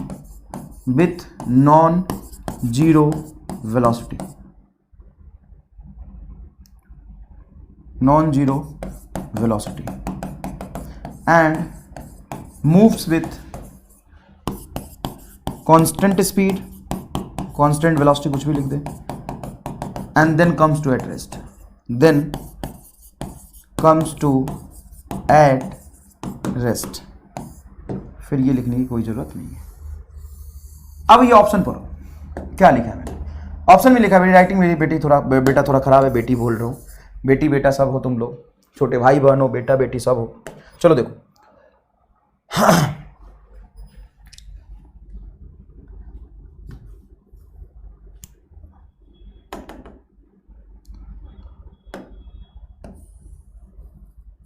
Option पढ़ो तुम, तो option पढ़ो, मैं तो ऐसे लिख रहा हूं। ऑब्जेक्ट, डी ऑप्शन देखो, object starts his motion with non zero velocity, starts his motion with non zero velocity and moves with constant velocity then comes to at rest. अब मैं ये सवाल कराने का मेरा ये छोटा सा मकसद है असल में कि बच्चा समझता है कि ओरिजिन से मोशन स्टार्ट होना मतलब रेस्ट से मोशन स्टार्ट होना, ऐसा बिल्कुल नहीं है। क्योंकि एग्जैक्टली मैं अगर यहां पे आके टेंजेंट प्लॉट करूं बेटा, यहां पे टेंजेंट प्लॉट करूं तो देखो टेंजेंट ऐसा जाएगा, और वैसे भी स्ट्रेट लाइन ग्राफ है। मैं तुमसे ये पूछना चाहता हूं, बस ये पूछना चाहता हूं, क्या पूछना चाहता हूं, ध्यान से देखना, क्या इस पॉइंट पे ग्राफ का स्लोप जीरो है क्या? नहीं। ये रेखा तुम्हें लेटी हुई दिख रही है क्या? नहीं। ये क्या यहां पे रेखा एग्जैक्टली एक्स एक्सिस पे लेटी हुई है क्या? ग्राफ तो ऐसे बना है ना, देखो एग्जैक्टली नहीं। तो यहां पे वेलोसिटी जीरो कहां है? यहां पे वेलोसिटी जीरो कहां है? यहां पे तो velocity not equal to zero है ना बेटा। वेलोसिटी जीरो कब होता, मैं यहां पे एग्जांपल बता रहा हूं, वेलोसिटी कब जीरो होता? अगर ग्राफ ऐसे शुरू होता, देखना ग्राफ ऐसा शुरू होता, ऐसे शुरू होता, देखो यहां पे रेखा लेटी हुई है। अगर ग्राफ ऐसे शुरू होता, देखो ग्राफ ऐसे शुरू होता, ग्राफ देखना, ग्राफ ऐसे शुरू होता तो यहां पर रेखा खड़ी है, रेखा खड़ी है, और धीरे धीरे रेखा लेटी है। तो यहां पे वेलोसिटी बहुत हाई है, टेंजेंट ऐसे प्लॉट करोगे, ये पोजीशन टाइम ग्राफ में यहां पे वेलोसिटी बहुत हाई है, और यहां पे देखो, यहां पे देखो रेखा लेटी हुई है, तो यहां पे स्लोप जीरो है, यहां पे स्लोप बहुत हाई है, मतलब यहां पे velocity is not equal to zero initial, यहां पे इनिशियल वेलोसिटी जीरो, यहां पे initial velocity is not equal to zero, क्योंकि यहां पे स्लोप जीरो नहीं है बेटा। तो आपका ऑप्शन नंबर डी करेक्ट होगा। Object starts his motion with non zero velocity, and non zero है, वेलोसिटी जीरो नहीं है, constant non zero, and moves with constant velocity and then comes to at rest. यहां पे देखो slope zero है, तो यहां पे ऑब्जेक्ट जीरो पे आ गया है। समझ में आया कि नहीं है? इस ग्राफ के लिए है ये, तो बस मैंने एग्जांपल सीखने के लिए बताया था। Constant velocity for all the time नहीं, all the time constant velocity का है, कांस्टेंट वेलोसिटी फिर रेस्ट में आ गया। Velocity of the body is continuously changing, continuously change भी नहीं हो रहा। मोशन स्टार्ट्स फ्रॉम रेस्ट नहीं है, मोशन रेस्ट से स्टार्ट नहीं हो रहा है। इस तरह का ग्राफ हो तो मोशन रेस्ट से स्टार्ट होगा, इस तरह का ग्राफ हो तो मोशन रेस्ट से स्टार्ट होगा। चलो अगर मैंने ऐसा ग्राफ बनाया, तुम सोच के बताओ क्या मोशन रेस्ट से स्टार्ट हो रहा है क्या? यहां पे ऑब्जेक्ट रेस्ट में है क्या? ऑब्जेक्ट रेस्ट में कब होगा? जब रेखा लेटी होगी। यहां पे तुम टेंजेंट प्लॉट करो तो कहां स्लोप जीरो आ रहा, देख ना कहां स्लोप जीरो आ रहा, देख यहां पे कहां स्लोप जीरो आ रहा। हां सर यहां पे कुछ वेलोसिटी है और वो भी पॉजिटिव में, क्योंकि स्लोप देखो पॉजिटिव में है। और यहां पे वेलोसिटी थोड़ा कम हुआ क्योंकि रोता हुआ ग्राफ ऐसे भी देख, और फाइनली यहां पे आके स्लोप हो गया जीरो, तो वेलोसिटी होगी जीरो। मतलब क्या हो रहा है कि यहां पे लगातार इसका वेलोसिटी कम हो रहा है। सर अगर स्पीड की बात करूं तो स्पीड भी कम हो रहा है, कैसे पता सर? तो यहां पे जितनी भी वेलोसिटी होगी, जितनी भी, मुझे नहीं पता कितनी है, जितनी भी होगी 2 4 5 10 -10 माइनस प्लस 10 कुछ भी होगा, क्या वो जीरो हो गया है? हाँ, तो धीरे धीरे कम होकर जीरो आ गया है, मतलब इसका स्पीड कम हो रहा है। स्पीड कम होने को हम कहते हैं रिटार्डेशन, रिटार्डेशन। स्पीड कम होने को क्या कहते हैं? रिटार्डेशन। तो यहां पे मोशन कैसा है? रिटार्डिंग है, बस ये समझाना था। इस तरह के मोशन को हम क्या कहते हैं? रिटार्डिंग कहते हैं।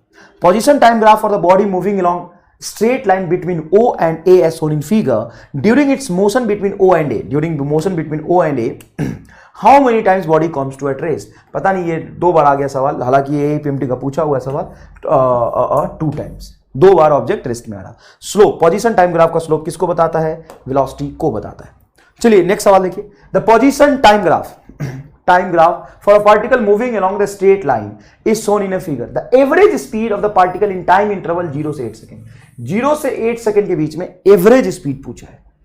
एवरेज लिखा है यहां पे देखो, एवरेज स्पीड। सर एवरेज किसी इंस्टेंट पे नहीं होता, हाँ नहीं होता। एवरेज एक इंटरवल में होता है सर, हाँ एवरेज इंटरवल में होता है। इंटरवल का लिमिट दिया होगा सर, हाँ दिया हुआ है 0 से 8 सेकेंड, मतलब यहां पे 0 और यहां पे आपका 0 से 8 नहीं 6 8 सेकंड तक तो मोशन ही नहीं हुआ है, 6 लिख दो, ये ना 6 तक सेकंड तक ही मोशन है, या 8 लिखा भी है तो हम कुछ नहीं कर सकते, चलो 8 तक मान लेते हैं। देख लेते हैं आंसर क्या 8 तक दिया हो, क्या पता, देखते हैं। अब सुनना ध्यान से, ये लेंथ क्या ऑब्जेक्ट के डिस्टेंस को बताया? कभी भी नहीं बेटा। यहां पे पोजीशन वाई एक्सिस पे, तो यहां से पार्टिकल जब होगा तो इसका इनिशियल पोजीशन होगा, पार्टिकल यहां पहुंचेगा तो इसका फाइनल पोजीशन का वाई कंपोनेंट होगा। तो यहां से यहां तक ऑब्जेक्ट टोटल डिस्टेंस ट्रेवल किया है 10 मीटर, और अगर यहां से यहां जा रहा पार्टिकल तो इसकी पोजीशन फिक्स है 10 10 10 10। यहां पे कोई पार्टिकल नहीं चला, यहां से यहां गया है तो यहां से यहां कितना चला? तो पहले 10 पे था, यहां पे देखो ना इसका वाई कोऑर्डिनेट 10 है, और जब यहां पहुंचा तो वाई कोऑर्डिनेट 20 हो गई। तो 10 और 10 कितना चला? 20 मीटर, और ये 20 पे था और फाइनली यहां पे आ गया। यहां पे वाई कोऑर्डिनेट बोलो 0 है, तो ये 20 और चला, ये 10 और ये 10, यहां पे 0 मीटर। यहां पे 0 मीटर क्यों सर? तो ये देखो ना इसकी पोजीशन अभी भी 10 है, अभी भी 10 है, अभी भी 10 है, अभी भी 10 है, मतलब चला ही नहीं। तो 10 यहां चला, 10 0 यहां चला, 10 यहां चला, 20 यहां चला, और हम डिस्टेंस देख रहे हैं क्योंकि हमें चाहिए एवरेज स्पीड, और एवरेज स्पीड के लिए हमें देखना पड़ता है टोटल डिस्टेंस। सर उसके बाद, तो उसके बाद पार्टिकल कहीं गया ही नहीं, ऐसे होगा ग्राफ। तो सर 10 मीटर, 10 20 मीटर और 20 40 मीटर, 40/6 हो जाएगा आंसर, 40/8 हो जाएगा क्योंकि टाइम तो 8 दिया है। तो ये तुम्हारा 8 × 40 तो 5 मीटर पर सेकेंड आंसर आएगा, ये होगा आंसर। सर 8 सेकंड तक कैसे दिया? ग्राफ तो 8 सेकंड तक बना ही नहीं। तो बेटा ऐसा भी तो हो सकता है, ग्राफ यहां तक बना के छोड़ दिया तो पार्टिकल यहां से कहीं नहीं गया तो यहीं पर आएगा, यहीं पे बैठ गया, टाइम बढ़ रहा है, पार्टिकल यहीं पे है, तो यहां पे मान लो 8 सेकंड, ऐसा ग्राफ मान लो, है ना, ग्राफ यहां तक मान लो पूरा। सर ये ग्राफ नहीं दिया था, मैं सवाल बनाया हूं ना, मैं बना के दे रहा हूं, यहां तक ग्राफ है। तो यहां से यहां तक डिस्टेंस बोलो 0, तो ये 10, ये 0, ये 10, ये 20। अच्छा एवरेज स्पीड पूछता तो, सॉरी एवरेज वेलोसिटी पूछता तो, एवरेज वेलोसिटी के लिए हम डिस्प्लेसमेंट देखेंगे, और यहाँ पे इनिशियल पोजीशन 0 और फाइनल पोजीशन भी 0, क्योंकि पोजीशन देखने के लिए वाई कोऑर्डिनेट देखेंगे, इसका y coordinate 0, initial y coordinate 0, तो डिस्प्लेसमेंट हो जाएगा 0, तो 0 metre per second is the correct answer अगर हम एवरेज वेलोसिटी देखेंगे तो। लेकिन सवाल में क्या पूछा था? सिर्फ और सिर्फ एवरेज स्पीड। चलिए सवाल देखिए, find average speed and velocity in 4 second. 4 second में average speed and average velocity दोनों ही निकालना है। सर स्लोप देख लो ना, स्लोप नहीं देखना बेटा। देखिए मैं यहां पे लिख देता हूं फिर से, slope of position time graph is instantaneous velocity, किसी इंस्टेंट पे ना, स्लोप मतलब डिफरेंशिएशन, डिफरेंशिएशन किसी इंस्टेंट पे होता है। सर एवरेज कैसे निकाल सकते हैं ग्राफ से? तो हम एवरेज निकाल सकते हैं ना, क्या बुराई है? आपसे पूछ रहा है एवरेज स्पीड, तो लिखिए average speed divided by average velocity, लिखिए एवरेज वेलोसिटी। बताइए एवरेज स्पीड क्या होता है? Total distance divided by total time. Average velocity क्या होगा? Total displacement divided by total time, total displacement divided by total time. ठीक है सर। टोटल डिस्टेंस ऑब्जेक्ट कितना ट्रेवल किया, कैसे निकालेंगे? वाई एक्सिस पे है पोजीशन और एक्स एक्सिस पे आपका टाइम। तो ऑब्जेक्ट जब यहां से चल के यहां गया था तो इनिशियल पोजीशन इसकी थी 0, टाइम भी था 0। जब पार्टिकल यहां पहुंचा तो फाइनल पोजीशन हो गया 10, यहां फाइनल इनिशियल पोजीशन 10 और यहां भी 10, मतलब यहां से यहां तक पार्टिकल चला ही नहीं, फिर ये चला, फिर ये चला। तो टोटल डिस्टेंस हो गया आपका 10 मीटर, 10 मीटर, 20 मीटर, 40 मीटर, पिछले सवाल जैसा ही। टोटल टाइम हो गया आपका 4, तो ये आ गया 40 metre, sorry 10 metre per second. और अगर आप 4 सेकंड तक एवरेज वेलोसिटी देखेंगे तो एवरेज वेलोसिटी का मतलब क्या होता है? Total displacement.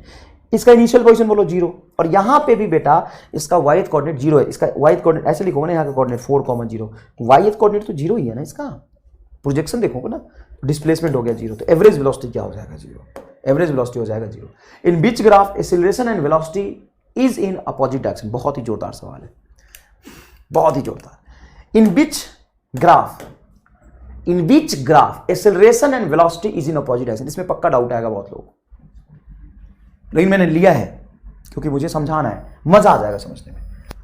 देखो acceleration and velocity is in opposite direction का मतलब है सर ये रिटार्डेशन पूछ रहा है क्या? हाँ,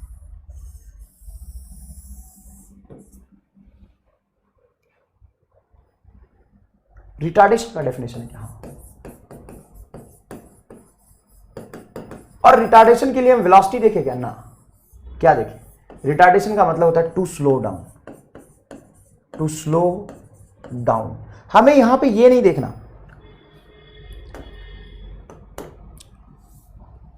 कि एक्सेलरेशन पॉजिटिव है नेगेटिव है, हमें देखना है कि किसमें ऑब्जेक्ट स्लो हुआ है बस। देखो इस ग्राफ क्वेश्चन को सॉल्व करने के 2 मेथड, एकदम लेंदी है। एकदम लेंदी क्या? पहले देख लो कि वेलोसिटी पॉजिटिव है कि नेगेटिव है, फिर देखो उसका वेलोसिटी बढ़ रहा है कि घट रहा है। अगर वेलोसिटी बढ़ रहा होगा तो हो सकता है एक्सीलरेशन पीछे हो। हाँ, कुछ नहीं करना। मैं तुम्हें जो कंसेप्ट सिखा रहा हूं ना बेटा, इसी दिन के लिए कंसेप्ट सिखाया था, मजा आ जाएगा। आईटी के पूछा हुआ सवाल है, बहुत जोरदार है, समझना। Graph acceleration and velocity is in opposite. क्या मैंने तुम्हें बताया है कि रिटार्डेशन का ये डेफिनेशन है। कई लोग रिटार्डेशन को नेगेटिव एक्सीलरेशन कहते हैं, हालांकि अब तो समझ आ गया होगा। हाँ सर आ गया, तो सुनो ध्यान से। मैंने क्या बोला है? In which graph acceleration and velocity is in opposite? This is the actual definition of retardation. Retardation का मतलब होता है to slow down. Slow down मतलब स्पीड का कम होना। जिस मोशन में स्पीड कम हो रहा हो उसका मतलब ये होता है वेलोसिटी और एक्सीलरेशन अपोजिट डायरेक्शन में। मान लो इधर जा रहा ऑब्जेक्ट और एक्सीलरेशन इधर है तो वेलोसिटी बढ़ेगा, इधर जा रहा ऑब्जेक्ट और इधर एक्सीलरेशन है तो वेलोसिटी घटेगा, स्पीड घटेगा। अच्छा सर ऑब्जेक्ट इधर है और इधर ही धक्का मारा, इधर ही एक्सीलरेशन है तो स्पीड बढ़ जाएगा। अगर ऑब्जेक्ट पीछे जा रहा है, एक्सीलरेशन आ गया तो स्पीड कम होगा, और स्पीड कम होते होते मतलब स्पीड 0 होना। हाँ सर, अब चलो इस ग्राफ में स्लोप बताओ कहां 0 है? स्लोप यहां पे स्लोप 0, देखो यहां पे रेखा लेटी हुई है, यहां पे स्लोप 0 है, तो सर यहां पे स्पीड 0 होगा, तो पक्की बात है इसका स्पीड कम हुआ है। इसका स्पीड क्या हुआ है? कम हुआ है। हमें स्लोप बस देखना है 0 कहां हुआ है। तो यहाँ पे स्पीड 0 है, यहाँ पे स्पीड कुछ है, यहाँ पे जो भी होगा पॉजिटिव होगा नेगेटिव होगा, क्या स्पीड कम हुआ है कि नहीं हुआ है? हाँ सर स्पीड कम हुआ है।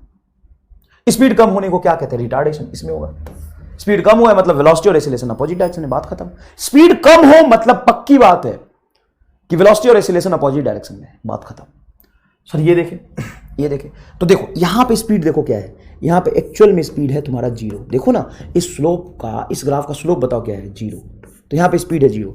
बाद में देखो यहां पे स्पीड थोड़ा बढ़ा, देखो ना रेखा थोड़ी ऊपर उठ रही। सर पॉजिटिव निगेटिव इसमें नहीं देख रहे हो आप? नहीं देख रहा मैं, क्योंकि मान लो वैसे तो है यहां पे स्लोप निगेटिव, मान लो -10 मीटर आ गया, -20 मीटर पर सेकंड आ गया, लेकिन मैं तो स्पीड देखूंगा ना बस। यहां पे स्पीड 0, यहां पे स्पीड 10, यहां पे स्पीड 20। स्लोप निगेटिव होने से वेलोसिटी निगेटिव होगी ना, स्पीड तो पॉजिटिव निगेटिव होती नहीं, स्पीड तो सिर्फ पॉजिटिव होती है। हाँ मैं देख रहा हूं स्लोप निगेटिव है, यहाँ पे स्लोप निगेटिव, आप कह सकते हो सर यहाँ पे स्लोप निगेटिव है और वैसे भी देखो रोता हुआ अगर आप स्लोप कम हो रहा, हाँ सब सही है, प्लस माइनस के साथ देखोगे तो, सुनो ध्यान से, प्लस माइनस के साथ देखोगे तो तुम बस ये देखो कि यहाँ पे स्पीड 0 है क्या, हाँ यहाँ पे कुछ स्पीड है क्या, हाँ स्पीड बढ़ा है, स्पीड की बात कर रहा हूं मैं, सिर्फ स्पीड की बात कर रहा हूं, स्पीड बढ़ा है तो एक्सीलरेशन एंड वेलोसिटी एक ही तरफ होगा, अगर यहाँ वेलोसिटी निगेटिव है तो एक्सीलरेशन भी निगेटिव होगा, नहीं आएंगे। ठीक है सर, यहाँ बताओ, यहाँ पे बताओ स्पीड क्या है, 0 है सर, और बाद में इसकी स्पीड बढ़ी तो ये रिटार्डेशन हो ही नहीं सकता है, बाद में स्पीड बढ़ी, स्पीड बढ़ गया, यहाँ देखो यहाँ पे स्पीड 0 है, हाँ सर यहाँ पे स्पीड 0 है, पहले स्पीड इसका कुछ रहा होगा और वो भी निगेटिव में -10 metre per second, -5 metre per second, कुछ भी होगा, निगेटिव हो या मैं तो कह रहा हूँ निगेटिव पॉजिटिव कुछ भी हो, ये देखना ही नहीं तुम्हें। तुम ये बताओ कि यहाँ से आगे जाके टाइम की तरफ जाओगे, एक्स एक्सिस पे टाइम ऐसे बढ़ेगा, जैसे जैसे टाइम बढ़ता जा रहा है इसकी स्पीड 0 हो गई, मतलब स्पीड कम हुई है, पहले स्पीड कुछ थी अभी स्पीड कम हुई है, तो स्पीड इसमें क्या हुई, कम हुई, तो जिसमें स्पीड कम होगा उसी में रिटार्डेशन होगा, और जिसमें रिटार्डेशन होगा उसमें वेलोसिटी और एक्सेलरेशन अपोजिट डायरेक्शन में होगा। तो बताइए D is correct and A is correct, that's all. C and D is a wrong statement, wrong statement. ये नीट में नहीं पूछा जा सकता है कभी भी, कभी भी। बहुत अच्छे लेवल का सवाल है और मुझे लगता है कि मैंने एक्सीलरेशन समझाया है आपको बेटा। एक्सीलरेशन एंड वेलोसिटी अपोजिट में हो मतलब स्पीड कम होगा, और स्पीड किस में कम होगा तो देखो यहाँ पे स्पीड कम कैसे देखते हैं, जहाँ पे स्लोप 0 है, सिंपल सी बात है। मैग्नीट्यूड, वेलोसिटी का मैग्नीट्यूड स्पीड होता है, यहाँ पे देखो वेलोसिटी का मैग्नीट्यूड देखो 0, मतलब पहले कुछ होगा अब 0 हो गया, ऐसे देखो ना टाइम ऐसे बढ़ रहा, जहाँ वेलोसिटी कुछ है यहाँ पे 0 होगा मतलब स्पीड कम हुआ, स्पीड कम हुआ तो रिटार्डेशन है मतलब वेलोसिटी एक्सीलरेशन अपोजिट है। यहाँ बताओ यहाँ पे स्पीड क्या है, 0 है, यहाँ पे स्पीड 0 है, बाद में स्पीड कुछ आया, भले ही माइनस आया प्लस आया, स्पीड आया मतलब स्पीड बढ़ा है, यहाँ पे स्पीड बढ़ा है, यहाँ पे स्पीड कम हुआ है, बहुत ही जोरदार। अब ऐसा भी सवाल कभी कभी पूछ लेते हैं, आईपीएमटी में ऐसा भी सवाल पूछा हुआ है, कैसा sir, x is equal to t square minus 2t plus 4 then draw velocity time graph. ये तेरा पोजीशन है, बहुत आसान है, बहुत आसान है, टाइम पास सवाल कह सकते हो। पोजीशन है, पोजीशन क्या है, T square minus 2t plus 4। अब मुझे क्या प्लॉट करना है, वेलोसिटी टाइम। तो rate of change in position dx/dt को क्या कहते हैं, वेलोसिटी। तो वेलोसिटी क्या हो जाएगा, वेलोसिटी हो जाएगा 2t माइनस 4। वेलोसिटी क्या हो जाएगा, अच्छा वेलोसिटी टाइम ग्राफ तो अभी मैंने पढ़ाया नहीं, वैसे करा देता हूं, कोई दिक्कत नहीं। तो ये टी स्क्वायर का डिफरेंशिएशन 2t माइनस 2t का माइनस 2 बाहर, देखो टी स्क्वायर का डिफरेंशिएशन पहले करूंगा तो ये आ जाएगा 2t, माइनस 2 कांस्टेंट है बाहर रहेगा, t का डिफरेंशिएशन 1 तो ये आ जाएगा -2, 4 का डिफरेंशिएशन 0, तो ये तुम्हारा वेलोसिटी टाइम ग्राफ आ जाएगा, मतलब इक्वेशन आ जाएगा। अब मैं v और t को ऐसे प्लॉट करूं तो जब भी लीनियर रिलेशन हो, v प्रोपोर्शनल टू t आ रहा है, देखो ये क्या आ रहा है, v प्रोपोर्शनल टू t आ रहा है, मतलब स्ट्रेट लाइन ग्राफ बनेगा। और आप y बराबर mx प्लस c से कंपेयर कर लो। जब y बराबर mx प्लस c से कंपेयर करोगे तो एग्जैक्टली y एक्सिस पे आपने वेलोसिटी रखा है, x एक्सिस पे आपने टाइम रखा है, इसका स्लोप आएगा पॉजिटिव, इंटरसेप्ट होगा निगेटिव, मतलब ग्राफ ऐसा बनेगा। कहां पे से ग्राफ शुरू हो रहा है, -2 से, और एग्जैक्टली देखो जब टाइम 0 है, टाइम 0 करो तो वेलोसिटी -2 है और स्लोप पॉजिटिव है, इसीलिए जो एंगल यहां पे बनेगा वो लेस देन 90 डिग्री बनेगा, ऐसा कुछ ग्राफ बनेगा। बेटा स्ट्रेट लाइन ग्राफ प्लॉट करना सिखाया था ना, इक्वेशन दिया हो तो, अगर आपने क्लास नहीं किया तो अलग बात है, लेकिन ये मैंने ग्राफ आपको करके दिखाया था। In which graph average velocity may be 0 between 0 to some time t। भाई साहब पीएचडी करा देंगे आपको पोजीशन टाइम ग्राफ पे। आप कहोगे कि सर पोजीशन टाइम ग्राफ पूछ लो, बात कर दो, बाद में देखेंगे, पोजीशन टाइम ग्राफ, सिर्फ पोजीशन टाइम ग्राफ पढ़ा रहा हूं। In which graph average velocity may be 0 between 0 to some time t। 0 से किसी t टाइम के बीच में एवरेज वेलोसिटी 0 है। एवरेज वेलोसिटी कब 0 होता है, एवरेज वेलोसिटी क्या होता है, एवरेज वेलोसिटी होता है total displacement divided by total time. अब टोटल टाइम तो 0 हो नहीं सकता क्योंकि टाइम तो कुछ ना कुछ t लगेगा। टोटल डिस्प्लेसमेंट को कैसे लिखते हैं, final position minus initial position, इसको बोल रहा है 0। एवरेज वेलोसिटी बोल रहा है 0। एवरेज वेलोसिटी 0 मतलब 0 मल्टीप्लाई t 0। एवरेज वेलोसिटी 0 तभी होगा जब फाइनल पोजीशन और इनिशियल पोजीशन क्या आ जाए, सेम। जब ये दोनों सेम होगा तभी तो इनिशियल पोजीशन और फाइनल पोजीशन सेम आ जाएगा। वेलोसिटी पूछा है बेटा, इनिशियल पोजीशन और फाइनल पोजीशन सेम आ जाएगा तो टोटल डिस्प्लेसमेंट क्या हो जाएगा, 0।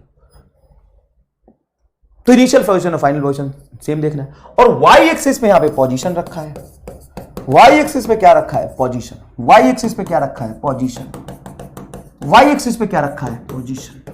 अच्छा यो बात है, हाँ। अब ये बोला है कि टाइम इंटरवल 0 से कुछ टाइम t, तो 0 पे यहां पे देखो इसका जीरो पे इनिशियल पोजीशन ये कुछ है निगेटिव में एक्स आई, देखो यहां पे। अब जैसे जैसे टाइम बढ़ रहा है इसकी पोजीशन ऊपर गई ऊपर गई ऊपर गई ऊपर गई ऊपर गई, यहां पहुंच गई। तो इनिशियल पोजीशन पे पार्टिकल कभी दोबारा आया क्या? देखो ना, ये यहां गया तो इसकी पोजीशन ये हुई, यहां गया तो इसकी पोजीशन ये, पोजीशन मतलब वाइट कोऑर्डिनेट, पोजीशन मतलब वाइट कोऑर्डिनेट, पोजीशन मतलब वाइट कोऑर्डिनेट, तो ये ग्राफ नहीं होगा। अब देखो यहां पे इसकी इनिशियल पोजीशन देखो क्या है, zero position, initial position zero है। अब इसका ग्राफ कुछ ऐसे बना, तो ये फाइनल पोजीशन ये होगा, ये होगा, ये होगा, ये होगा। तो इसकी पोजीशन थोड़ी सी डीप हुई है, लेकिन हमें तो देखना है जीरो पे कब आएगा, मतलब इसकी इनिशियल पोजीशन जो sorry t is equal to zero पे जो पोजीशन होगी उसी पोजीशन को दोबारा कब गेन करेगा। यहां पे देखो जब टाइम जीरो है तो इसका इनिशियल पोजीशन कुछ है ये एक्स आई, यहां पे क्या था ये एक्स आई। इस इनिशियल पोजीशन पे टाइम जीरो पे यहां से ग्राफ शुरू हुआ है, तो यहां पे दोबारा कभी वापस नहीं आ पाया। यहां पे इसकी पोजीशन थोड़ी बड़ी बड़ी बड़ी बड़ी बड़ी, फिर इसकी पोजीशन घट घट के यहां आ गई।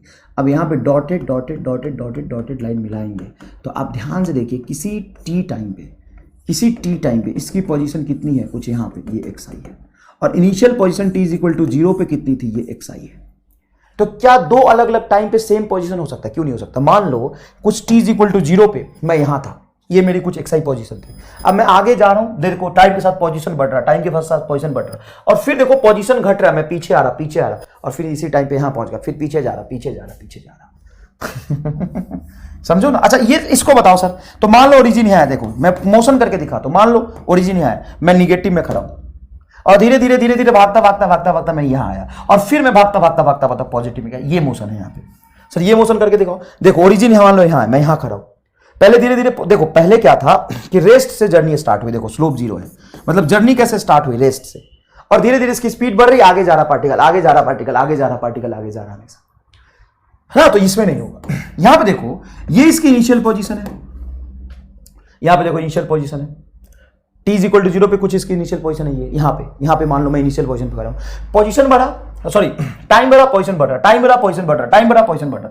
अब नीचे आने का मतलब क्या, देखो पोजीशन धीरे धीरे घट रहा, पोजीशन धीरे धीरे घट रहा, एक्जैक्टली यहां पे टी टाइम पे यहां पे आ जाएगा पार्टिकल। पोजीशन हमेशा वाई कोऑर्डिनेट से देखते हैं, टी जीरो पे ये पोजीशन, किसी टी टाइम पे ये पोजीशन, दो अलग अलग टाइम पे सेम पोजीशन पे, तो यहां पे एवरेज वेलोसिटी क्या हो जाएगा, जीरो। एवरेज वेलोसिटी क्या हो जाएगा बताओ, जीरो। बोलो फील आएगी नहीं, एकदम जोरदार। नेक्स्ट देखो, in which graph average velocity is maximum. अच्छा उसके लिए तो पहले हमें वेलोसिटी टाइम ग्राफ पढ़ना पड़ेगा, तभी पढ़ाऊंगा मैं। अच्छा अपन वेलोसिटी टाइम ग्राफ की तरफ आ गए हैं, चलो तो थोड़ा सा ऊपर ले लेते हैं इसको, ये नीचे रह गया। अब आया है वेलोसिटी टाइम ग्राफ। तो वेलोसिटी टाइम ग्राफ क्या होता है बेटा? वेलोसिटी टाइम ग्राफ वो ग्राफ होता है जिसमें वाई एक्सिस पे हम वेलोसिटी को रखते हैं, अच्छा, और एक्स एक्सिस पे टाइम को। तो सर इसमें हमें वेलोसिटी देखना होगा तो क्या करेंगे, वाई-थ कोऑर्डिनेट पे खुद वेलोसिटी को रख दिया है, मतलब वाई-थ कोऑर्डिनेट वेलोसिटी को रिप्रेजेंट करेगा और एक्स एक्सिस टाइम को रिप्रेजेंट करेगा। तो सर इसमें स्लोप नहीं देखेंगे लेकिन वो वेलोसिटी को नहीं बताएगा, तो सर किसको बताएगा? तो इसको समझने के लिए फिर से हम पीछे चलते हैं थोड़ा सा, और आपको फिर से वो माइंड मैप याद कराते हैं, ये पोजीशन, ये वेलोसिटी और ये एक्सेलरेशन। अगर मैं पोजीशन को डिफरेंशिएट करूं तो dx/dt मिलता है वेलोसिटी, और असल में डिफरेंशिएशन का मतलब होता है स्लोप ऑफ ग्राफ। तो पोजीशन देखो dy/dx स्लोप ऑफ ग्राफ, किसका ग्राफ, xt ग्राफ का स्लोप वेलोसिटी को बताएगा। तो क्या लिखोगे, xt ग्राफ का स्लोप, यहां पे टाइम सब्स्टिट्यूट, xt ग्राफ का स्लोप वेलोसिटी को बताएगा। अच्छा, और अगर मैं वेलोसिटी को डिफरेंशिएट करूं तो डिफरेंशिएशन का मतलब होता है हमेशा स्लोप, तो dv/dt क्या हो जाएगा, एक्सेलरेशन।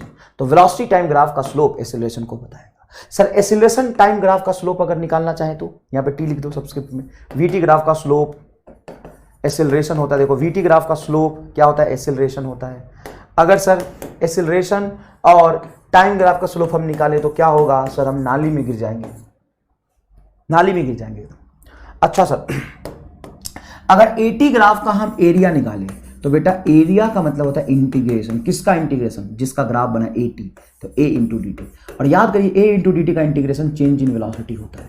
तो 80 ग्राफ का एरिया चेंज इन वेलोसिटी को बताता है, सिर्फ वेलोसिटी को नहीं बताता है, एरिया आप एक लिमिट में निकालेंगे चेंज इन वेलोसिटी को बताता है। और वेलोसिटी टाइम ग्राफ का एरिया क्या होगा, एरिया मतलब बेटा इंटीग्रेशन और स्लोप मतलब डिफरेंशिएशन। तो एरिया निकालेंगे तो वीटी ग्राफ का area v into D T है ना, तो ये क्या हो जाएगा डिस्प्लेसमेंट, ये क्या हो जाएगा, displacement. Sir position time graph का एरिया निकाल दिया तो, और एरिया सर आपने सिखाया भी नहीं है, ऐसा इसलिए नहीं सिखाया है कि तुम सीधा जाके कहाँ गिरोगे, नाली में। कितना जोरदार माइंड मैप बनाया मैंने, और पूरे काइनेमेटिक्स में इनफैक्ट 1D 2D एनएनएम लॉज ऑफ मोशन आगे जहां तक एक्सेलरेशन वेलोसिटी आएगा काम आता रहेगा। बताइए कब भी ग्राफ बनेगा, बताइए। पोजीशन टाइम ग्राफ का एरिया अंडर द कर्व निकालो, इसका इंटीग्रेशन होता ही नहीं तो इसका एरिया अंडर द कर्व होगा ही नहीं, करोगे तो नाली में गिर जाओगे। नाली बनाया मैंने एकदम जोरदार, काली घाटी का काली नाली बनाया है। अच्छा सर, इससे तो हमें याद रह जाएगा आसानी से, और इससे भी नहीं रह पाता तो सोच क्या होगा तेरा, सोच कितना आसान बनाया मैंने। अब position time graph, velocity time graph और एक्सीलरेशन टाइम ग्राफ, इन सब में से ज्यादा यूजफुल कौन होगा और सबसे ज्यादा सवाल किस पे बन सकता है, मतलब ऐसे ही, जरूरी नहीं कि उस पे बने, मैं एक लॉजिकल सवाल पूछ रहा हूं, और इसका आंसर आप कमेंट बॉक्स में जरूर बताना कि सबसे ज्यादा इंपॉर्टेंट कौन सा ग्राफ होगा जिसमें हमें ज्यादा पढ़ना होगा। चल, ज्यादा सवाल पूछे ना पूछे, ज्यादा स्टडी करना होगा, कौन सा ग्राफ होगा। तो साहब इस तरीके से तुम्हें समझाया मैंने, दिमाग में बैठ जाएगा तुम्हारे, बैठ जाएगा जब आप तुम दो पहले स्क्रीन पॉज करके। और अब मैं बताता हूं वेलोसिटी टाइम। सर क्या मजाक कर रहे, तो साफ साफ दिख रहा है कि वेलोसिटी टाइम ग्राफ का अगर मैं आगे जाऊंगा, आगे डिफरेंशिएशन होता है तो एक्सीलरेशन बताएगा, और वेलोसिटी टाइम ग्राफ से पीछे आऊंगा तो डिस्प्लेसमेंट होगा। तो वेलोसिटी टाइम ग्राफ से मैं आगे भी जा सकता, पीछे भी आ सकता भाई साहब। तो वेलोसिटी टाइम ग्राफ का स्लोप एक्सीलरेशन, और वेलोसिटी टाइम ग्राफ का एरिया डिस्प्लेसमेंट। इससे मैं आगे जा नहीं सकता तो इसका स्लोप कुछ होता नहीं है, तो इसका सिर्फ एरिया अंडर द कर्व ही होगा। इससे मैं, सुन ध्यान से, इससे मैं, बोलो बोलो बोलो सर, इससे आप पीछे जा नहीं सकते तो इसका एरिया अंडर द कर्व नहीं होगा, इसका सिर्फ स्लोप होगा। तो देखना एक्सटी ग्राफ में मैंने जितने भी सवाल कराए सब में स्लोप ही देखा है, एरिया देखा ही नहीं, क्योंकि इसका एरिया कुछ होगा नहीं, नाली में चले जाओगे। मजे आए कि नहीं आए बताओ। हाँ सर, अच्छा लगा ये देख के। लेकिन सर वेलोसिटी टाइम ग्राफ का स्लोप एक्सीलरेशन कैसे बताएगा और एरिया डिस्प्लेसमेंट कैसे बताएगा, उसका फील दिला दो एक बार। चलो फील दिला देते हैं आपको। देखिए ये ग्राफ बना है मैंने, ठीक है सर, ग्राफ बना है। ऊपर वेलोसिटी पॉजिटिव होगा, हाँ पॉजिटिव एक्सिस है, नीचे वेलोसिटी निगेटिव होगा, हाँ सर निगेटिव होगा। अब अगर मैं स्लोप की बात करूं तो स्लोप को कैसे रिप्रेजेंट करते हैं सर, स्लोप को लिखते हैं dy by dt। हाँ एकदम सही कह रहे हैं, sorry dy by dx, slope मतलब होता है dy by dx, general meaning slope का डिफरेंशिएशन। y एक्सिस पे क्या रखा है मैंने, v को, तो रखेंगे आप dv, और x एक्सिस पे क्या रखा है, टाइम को, dt। तो dv by dt क्या बताएगा, एक्सेलरेशन को। तो वेलोसिटी टाइम ग्राफ का जो स्लोप होता है एक्सेलरेशन को बताता है। एरिया अंडर द कर्व मतलब ये x एक्सिस के साथ जो एरिया बन रहा है, ये सर ये ऊपर है, टाइम भी पॉजिटिव, आगे की तरफ वेलोसिटी पॉजिटिव, तो पॉजिटिव एरिया आएगा, हाँ ये पॉजिटिव एरिया आएगा। सर ये निगेटिव हो जाएगा कि हाँ टाइम तो देखो आगे पॉजिटिव है, लेकिन जो भी यहां से यहां तक एरिया अंडर द कर्व आएगा, इसको मैं इस तरीके से बना लेता हूं, देखना मजे आ जाएंगे। इसको इस तरीके से बना लेता हूं, देखो ये जो एरिया आएगा ये वाला, ये एरिया ध्यान से अगर तुम सोचो तो क्या तुम्हें नहीं लग रहा ये एरिया निगेटिव होना चाहिए सर, कैसे? तो देखो टाइम तो आगे जा रहा है पॉजिटिव, वेलोसिटी निगेटिव, तो निगेटिव एरिया आएगा, -a2 आएगा। देखो ना यहाँ पे ये वेलोसिटी कौन सा एक्सिस है, निगेटिव एक्सिस है, निगेटिव एरिया आएगा, ये पॉजिटिव एरिया आएगा। सर ठीक है, यहाँ पे देखो क्या है कि ये निगेटिव वेलोसिटी को बता रहा है, निगेटिव वेलोसिटी मतलब डायरेक्शन, निगेटिव डायरेक्शन को बताता है, निगेटिव मतलब पीछे जाना और ये आगे जाना। अच्छा तो सर इसका एरिया क्या बताएगा, एरिया मतलब होता है integration of y with respect to x। y axis पे जो फिजिकल क्वांटिटी रखे उसको रख देते हैं, x एक्सिस पे टाइम को रखा है तो dt, देखो यहाँ पे x को dt रख दिया। तो एरिया अंडर द कर्व मतलब v इंटू डी टी, और v इंटू डी टी असल में किसी टाइम t1 से लेकर t2 तक करोगे तो ये डिस्प्लेसमेंट होता है। तो sir area under the curve is nothing but displacement of the graph. लेकिन जब तक पॉजिटिव एरिया होगा तो आप पॉजिटिव लेंगे, निगेटिव एरिया होगा तो निगेटिव। यहां से यहां तक टोटल एरिया अगर निकालने को बोले तो ये पॉजिटिव एरिया, ये निगेटिव एरिया है, तो आप लिखेंगे एरिया आएगा a1 minus a2, a1 minus a2, a1 minus a2 लेंगे एरिया। अच्छा अब समझ आ रहा है सर थोड़ा। सर डिस्टेंस अगर निकालना हो तो आप जानते हैं कि डिस्टेंस कभी भी सब्ट्रैक्ट नहीं होता, टोटल संघर्ष को हम काउंट करते हैं। तो अगर ऑब्जेक्ट चल रहा है, लगातार चल रहा है, मोशन में है, तो यहां से यहां तक डिस्टेंस ट्रेवल किया इसका एरिया a1, और यहां से यहां तक डिस्टेंस ट्रेवल किया a2। तो डिस्टेंस के लिए हम इसको ऐड ही करते हैं, डिस्टेंस के लिए हम इसको सब्ट्रैक्ट नहीं कर सकते, डिस्टेंस के लिए हम क्या करते हैं, ऐड करते हैं। तो सर इस वाले से बड़ा आसान है, पोजीशन टाइम ग्राफ का एरिया निकाल नहीं निकालेंगे सर, नहीं एक्सीलरेशन टाइम ग्राफ का डिफरेंशिएशन कर नहीं करेंगे सर। हो गया, समझ में आया कि नहीं आया? चलो ये थोड़ा सा मुश्किल सवाल है, आसान सवाल एक करते हैं, है ना। कहोगे कि सर मुश्किल सवाल आप पहले कराते हो, तो मुश्किल सवाल नहीं करते, आसान सवाल करते हैं। चलो ये बताओ, in which graph motion is uniform. बहुत बढ़िया, in which graph motion is uniform. Sir जिसमें स्लोप कांस्टेंट हो मोशन यूनिफॉर्म होगा? नहीं, in which graph motion is uniform. Motion uniform का मतलब है वेलोसिटी कांस्टेंट, वेलोसिटी कांस्टेंट, और वेलोसिटी कांस्टेंट का मतलब होता है एक्सीलरेशन जीरो। तो दोनों चीजें देखना है, वेलोसिटी कांस्टेंट देखो या एक्सीलरेशन जीरो देखो। तो सर वेलोसिटी कांस्टेंट मतलब स्लोप कांस्टेंट? नहीं बेटा, यहां पे वेलोसिटी टाइम ग्राफ का जो स्लोप है, वेलोसिटी टाइम ग्राफ का स्लोप है, वेलोसिटी को बताएगा क्या?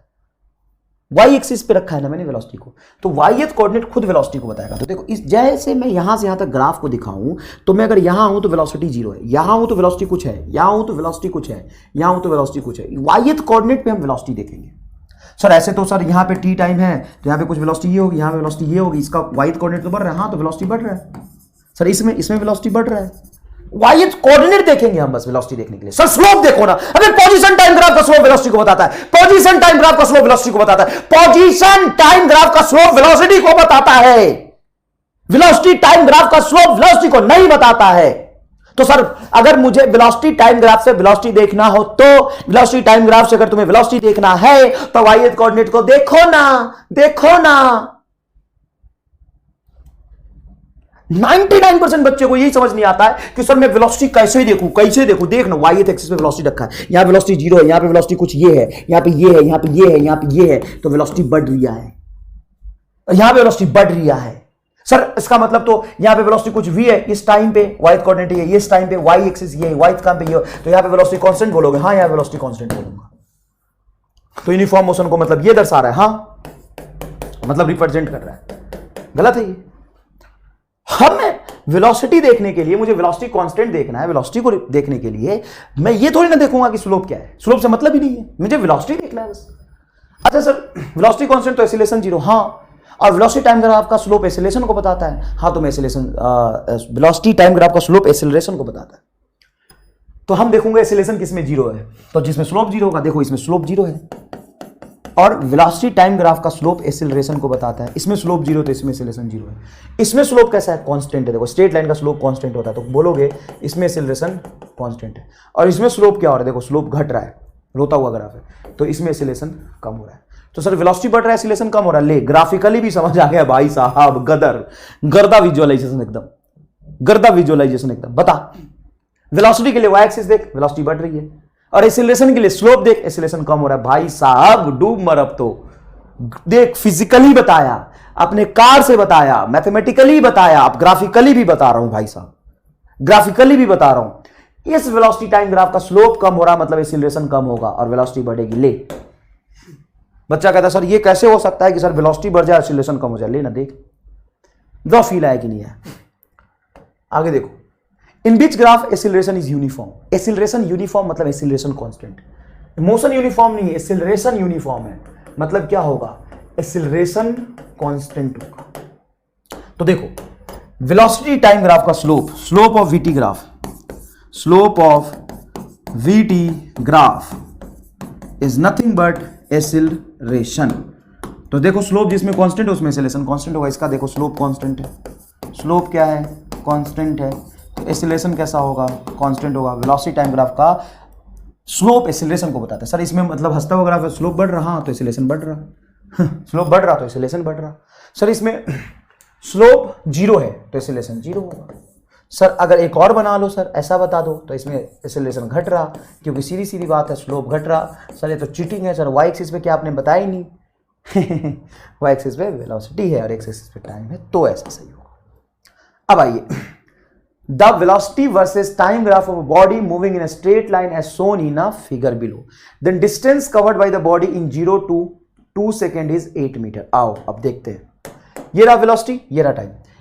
ये ग्राफ बनाए, ग्राफ डॉटेड लाइन से बना दिया, मैं ठीक बना देता हूं, ऐसा ग्राफ ये। तो सर ये क्या है? ये स्केलिंग करने के लिए बताया कि यहाँ पे टॉप पे ये 4 दिख रहा है और ये 2 है बस, और कोई इसका मतलब नहीं। ये 1 है, 2 है, ये 3 है, चलो ठीक है, कोई बात नहीं, 1 2 है और 3 है, ठीक है। तो ये ग्राफ बनाए, तो वेलोसिटी टाइम ग्राफ का स्लोप देखेंगे तो क्या हो जाएगा? एक्सीलरेशन। अच्छा भाई साहब एक्सीलरेशन पे भी सवाल बनाया है, बाप रे, ओहो। Acceleration of the body is in 0 to 2 second is 4 metre per second square. तोते उड़ेंगे इस सवाल में। चलो पहले सवाल को सॉल्व करते हैं। 0 से 2 सेकंड तक डिस्टेंस कितना ट्रेवल किया है? तो 0 से 2 मतलब ये 0 से 2, तो यहां से यहां तक इस ग्राफ का एरिया देखेंगे। तो सर ये ग्राफ यहां से यहां तक, इस ग्राफ का एरिया ऐसा बनेगा, हाँ ये बनेगा एरिया अंडर द कर्व। ये स्ट्रेट लाइन था ना ऐसे, तो ये बनेगा आपका एरिया अंडर द कर्व। यहां से यहां तक स्ट्रेट लाइन बना था, फिर से बना लेता हूं, देखो ये ऐसे था, ये ऐसे था, तो ये आपका एरिया अंडर द कर्व आ जाएगा। ये एरिया निकाल दोगे तो वेलोसिटी टाइम ग्राफ का एरिया डिस्प्लेसमेंट को बताता है, और सीधा पॉजिटिव वेलोसिटी तो डिस्टेंस को ही बता देगा, है ना। तो बताओ इसका एरिया निकालो। तो यहां से यहां तक बेस हो गया 2 और हाइट हो गया आपका 4।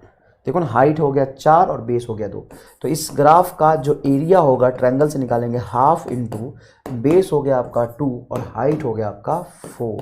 तो 0 से 2 से 2 कैंसिल होगा, आ जाएगा 4 मीटर। तो 0 से 2 सेकंड के बीच, देखो 0 से 2 सेकंड के बीच जो एरिया आ रहा है 4 मीटर आ रहा है, और एरिया ही किसको बताएगा? डिस्टेंस को बताएगा। तो ये गलत हो गया। The acceleration of the body in 0 to 2 second. अब कौन सा एक्सीलरेशन पूछ रहा है? 0 से 2 सेकंड के बीच में, इन बोला, इन मतलब इंटरवल 0 से 2 सेकंड के बीच में एवरेज एक्सीलरेशन। तो एवरेज एक्सीलरेशन होता है बेटा final velocity minus initial velocity divided by total time taken. इसके लिए हम स्लोप नहीं देखेंगे क्योंकि एक टाइम पे नहीं पूछा है, एवरेज पूछा है। तो बताइए कब से कब पूछा? 0 से 2। तो 2 सेकंड में वेलोसिटी देखिए 4 है, और 0 में वेलोसिटी देखिए 0 है। तो लिखेंगे आप 4 माइनस 0 डिवाइडेड बाई टाइम कितना है? 2। तो आ जाएगा 2 मीटर पर सेकेंड स्क्वायर। ये भी ऑप्शन गलत है। The acceleration of the body is, acceleration of the body in 2 to 3 second is 4 metre per second square. 2 to 3 second. तो ऑप्शन सी के लिए, ऑप्शन बी के लिए, और ये ऑप्शन ए के लिए। चलो सी के लिए देखते हैं एवरेज एक्सीलरेशन। 2 से 3 सेकंड के बीच में एवरेज एक्सीलरेशन, एक टाइम पे नहीं बोल रहा है, इंस्टेंटेनियस एक्सीलरेशन नहीं देखना है हमें। एवरेज में होता है final velocity minus initial velocity. तो 3 सेकंड पे फाइनल वेलोसिटी बोलो, 3 सेकंड का है यहाँ पे, इसकी फाइनल वेलोसिटी बोलो 0 है, फाइनल वेलोसिटी 0 है। इनिशियल वेलोसिटी 2 सेकंड पे, 2 सेकंड में इनिशियल वेलोसिटी 4 है, तो ये -4 डिवाइडेड बाई टाइम हो जाएगा 2, तो आएगा -2 मीटर पर सेकेंड स्क्वायर, और ये 4 बोला, ये भी गलत है। The distance moved by the body during 0 से 3 सेकेंड इज 6 मीटर। 0 से 3 सेकेंड मतलब यहां से लेके यहां तक 3 सेकेंड तक। तो हमने ये एरिया तो निकाला हुआ था, ये 4 आया था। ये देख लेते हैं ये एरिया कितना आएगा। तो इसका जब एरिया निकालोगे बेटा, इसका एरिया, तो एरिया होगा ये भी ट्रायंगल जैसा हाफ। देखो ये बेस हो गया, तो 2 से 3 तक बेस हो गया आपका 1, और हाइट हो गया 0 से 4 तक 4, तो ये आ जाएगा आपका 2 मीटर। तो ये वाला जो एरिया मिल रहा है ना, ये वाला दूसरे कलर से बना ले तो बेटा ज्यादा समझ आ जाएगा। ये वाला कौन सा वाला सर?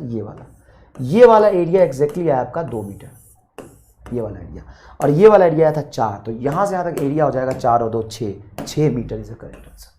भाई साहब पानी निकाल दिए सवाल में। Distance move the body during 0 to 3 second. देखो 0 to 3 सेकेंड इज 6 मीटर। 0 से 3 सेकेंड में 6 मीटर चला है, ठीक है। In which graph average velocity is maximum? किस ग्राफ में एवरेज वेलोसिटी मैक्सिमम होगा? ग्राफ यहाँ से V0 और ये हुआ तुम्हारा कुछ T0। ये भी एंड पॉइंट इसका है V0 और टाइम है T0। यहाँ पे भी इसका V0 और ये है टाइम T0, ठीक है। तो ये तुम्हें मैं होमवर्क देता हूँ, क्योंकि रीज़न है मैं देखना चाहता हूँ कि मैं कितना सिखा पाया। मैं बता दूंगा, मैं क्लास में एक्सप्लेन कर दूंगा, कोई दिक्कत नहीं, है ना। तो यहाँ पे मैं क्या पूछना चाह रहा हूँ आपसे? In which graph average velocity is maximum. तो तुम्हें एवरेज वेलोसिटी पूछ रहा हूँ मैं। तो एवरेज वेलोसिटी का मतलब होता है total displacement by total time. Instantaneous velocity नहीं है, एवरेज वेलोसिटी। तो एवरेज वेलोसिटी होता है टोटल डिस्प्लेसमेंट। एवरेज वेलोसिटी को लिखो total displacement by total time, और total displacement of velocity time graph का एरिया होता है। बस हिंट दे दिया मैंने। अच्छे बच्चे हो गए, 1 सेकेंड में आंसर बता दोगे, है ना। तुरंत तुम्हारे दिमाग में आंसर आ चुका होगा, है ना। फिर अगर रामलाल टाइप हो तो आंसर निकालने में बड़ा समय लगेगा, ठीक है बेटा। तो आज का क्लास यहीं पे एंड करते हैं। आपका बहुत बहुत धन्यवाद, है ना। ग्राफ के अगर 2-4 सवाल डीपी में ना हो तो चिंता मत करना, है ना। अभी मैं तुम्हें नेक्स्ट लेक्चर में velocity position graph, acceleration time graph, acceleration position graph बताऊंगा। उसके बाद ग्राफ कन्वर्जन भी बताऊंगा, और फिर हम पढ़ेंगे motion in a straight line, ठीक है बेटा, ठीक है। तो तब तक के लिए जय हिंद, जय भारत। किसी भी क्वेश्चन में आपको कहीं दिक्कत हुआ हो, घबराने की जरूरत नहीं है। मैं आपको डाउट बता दूंगा, है ना, मुझे पता चल जाएगा, मैं आपको बता दूंगा, एक्सप्लेन कर दूंगा, बता देना कि इस क्वेश्चन में मुझे प्रॉब्लम है ना। PDF जो अपलोड करते हो उसमें लिख देना, मैं उसको एक बार और क्लास में एक्सप्लेन कर दूंगा, कोई दिक्कत नहीं है, ठीक है। लेकिन संघर्ष करना पड़ेगा, मेहनत करना पड़ेगा। तो आज काफ़ी लंबी क्लास हो गई, नेक्स्ट लेक्चर में मिलते हैं। जय हिंद, जय भारत।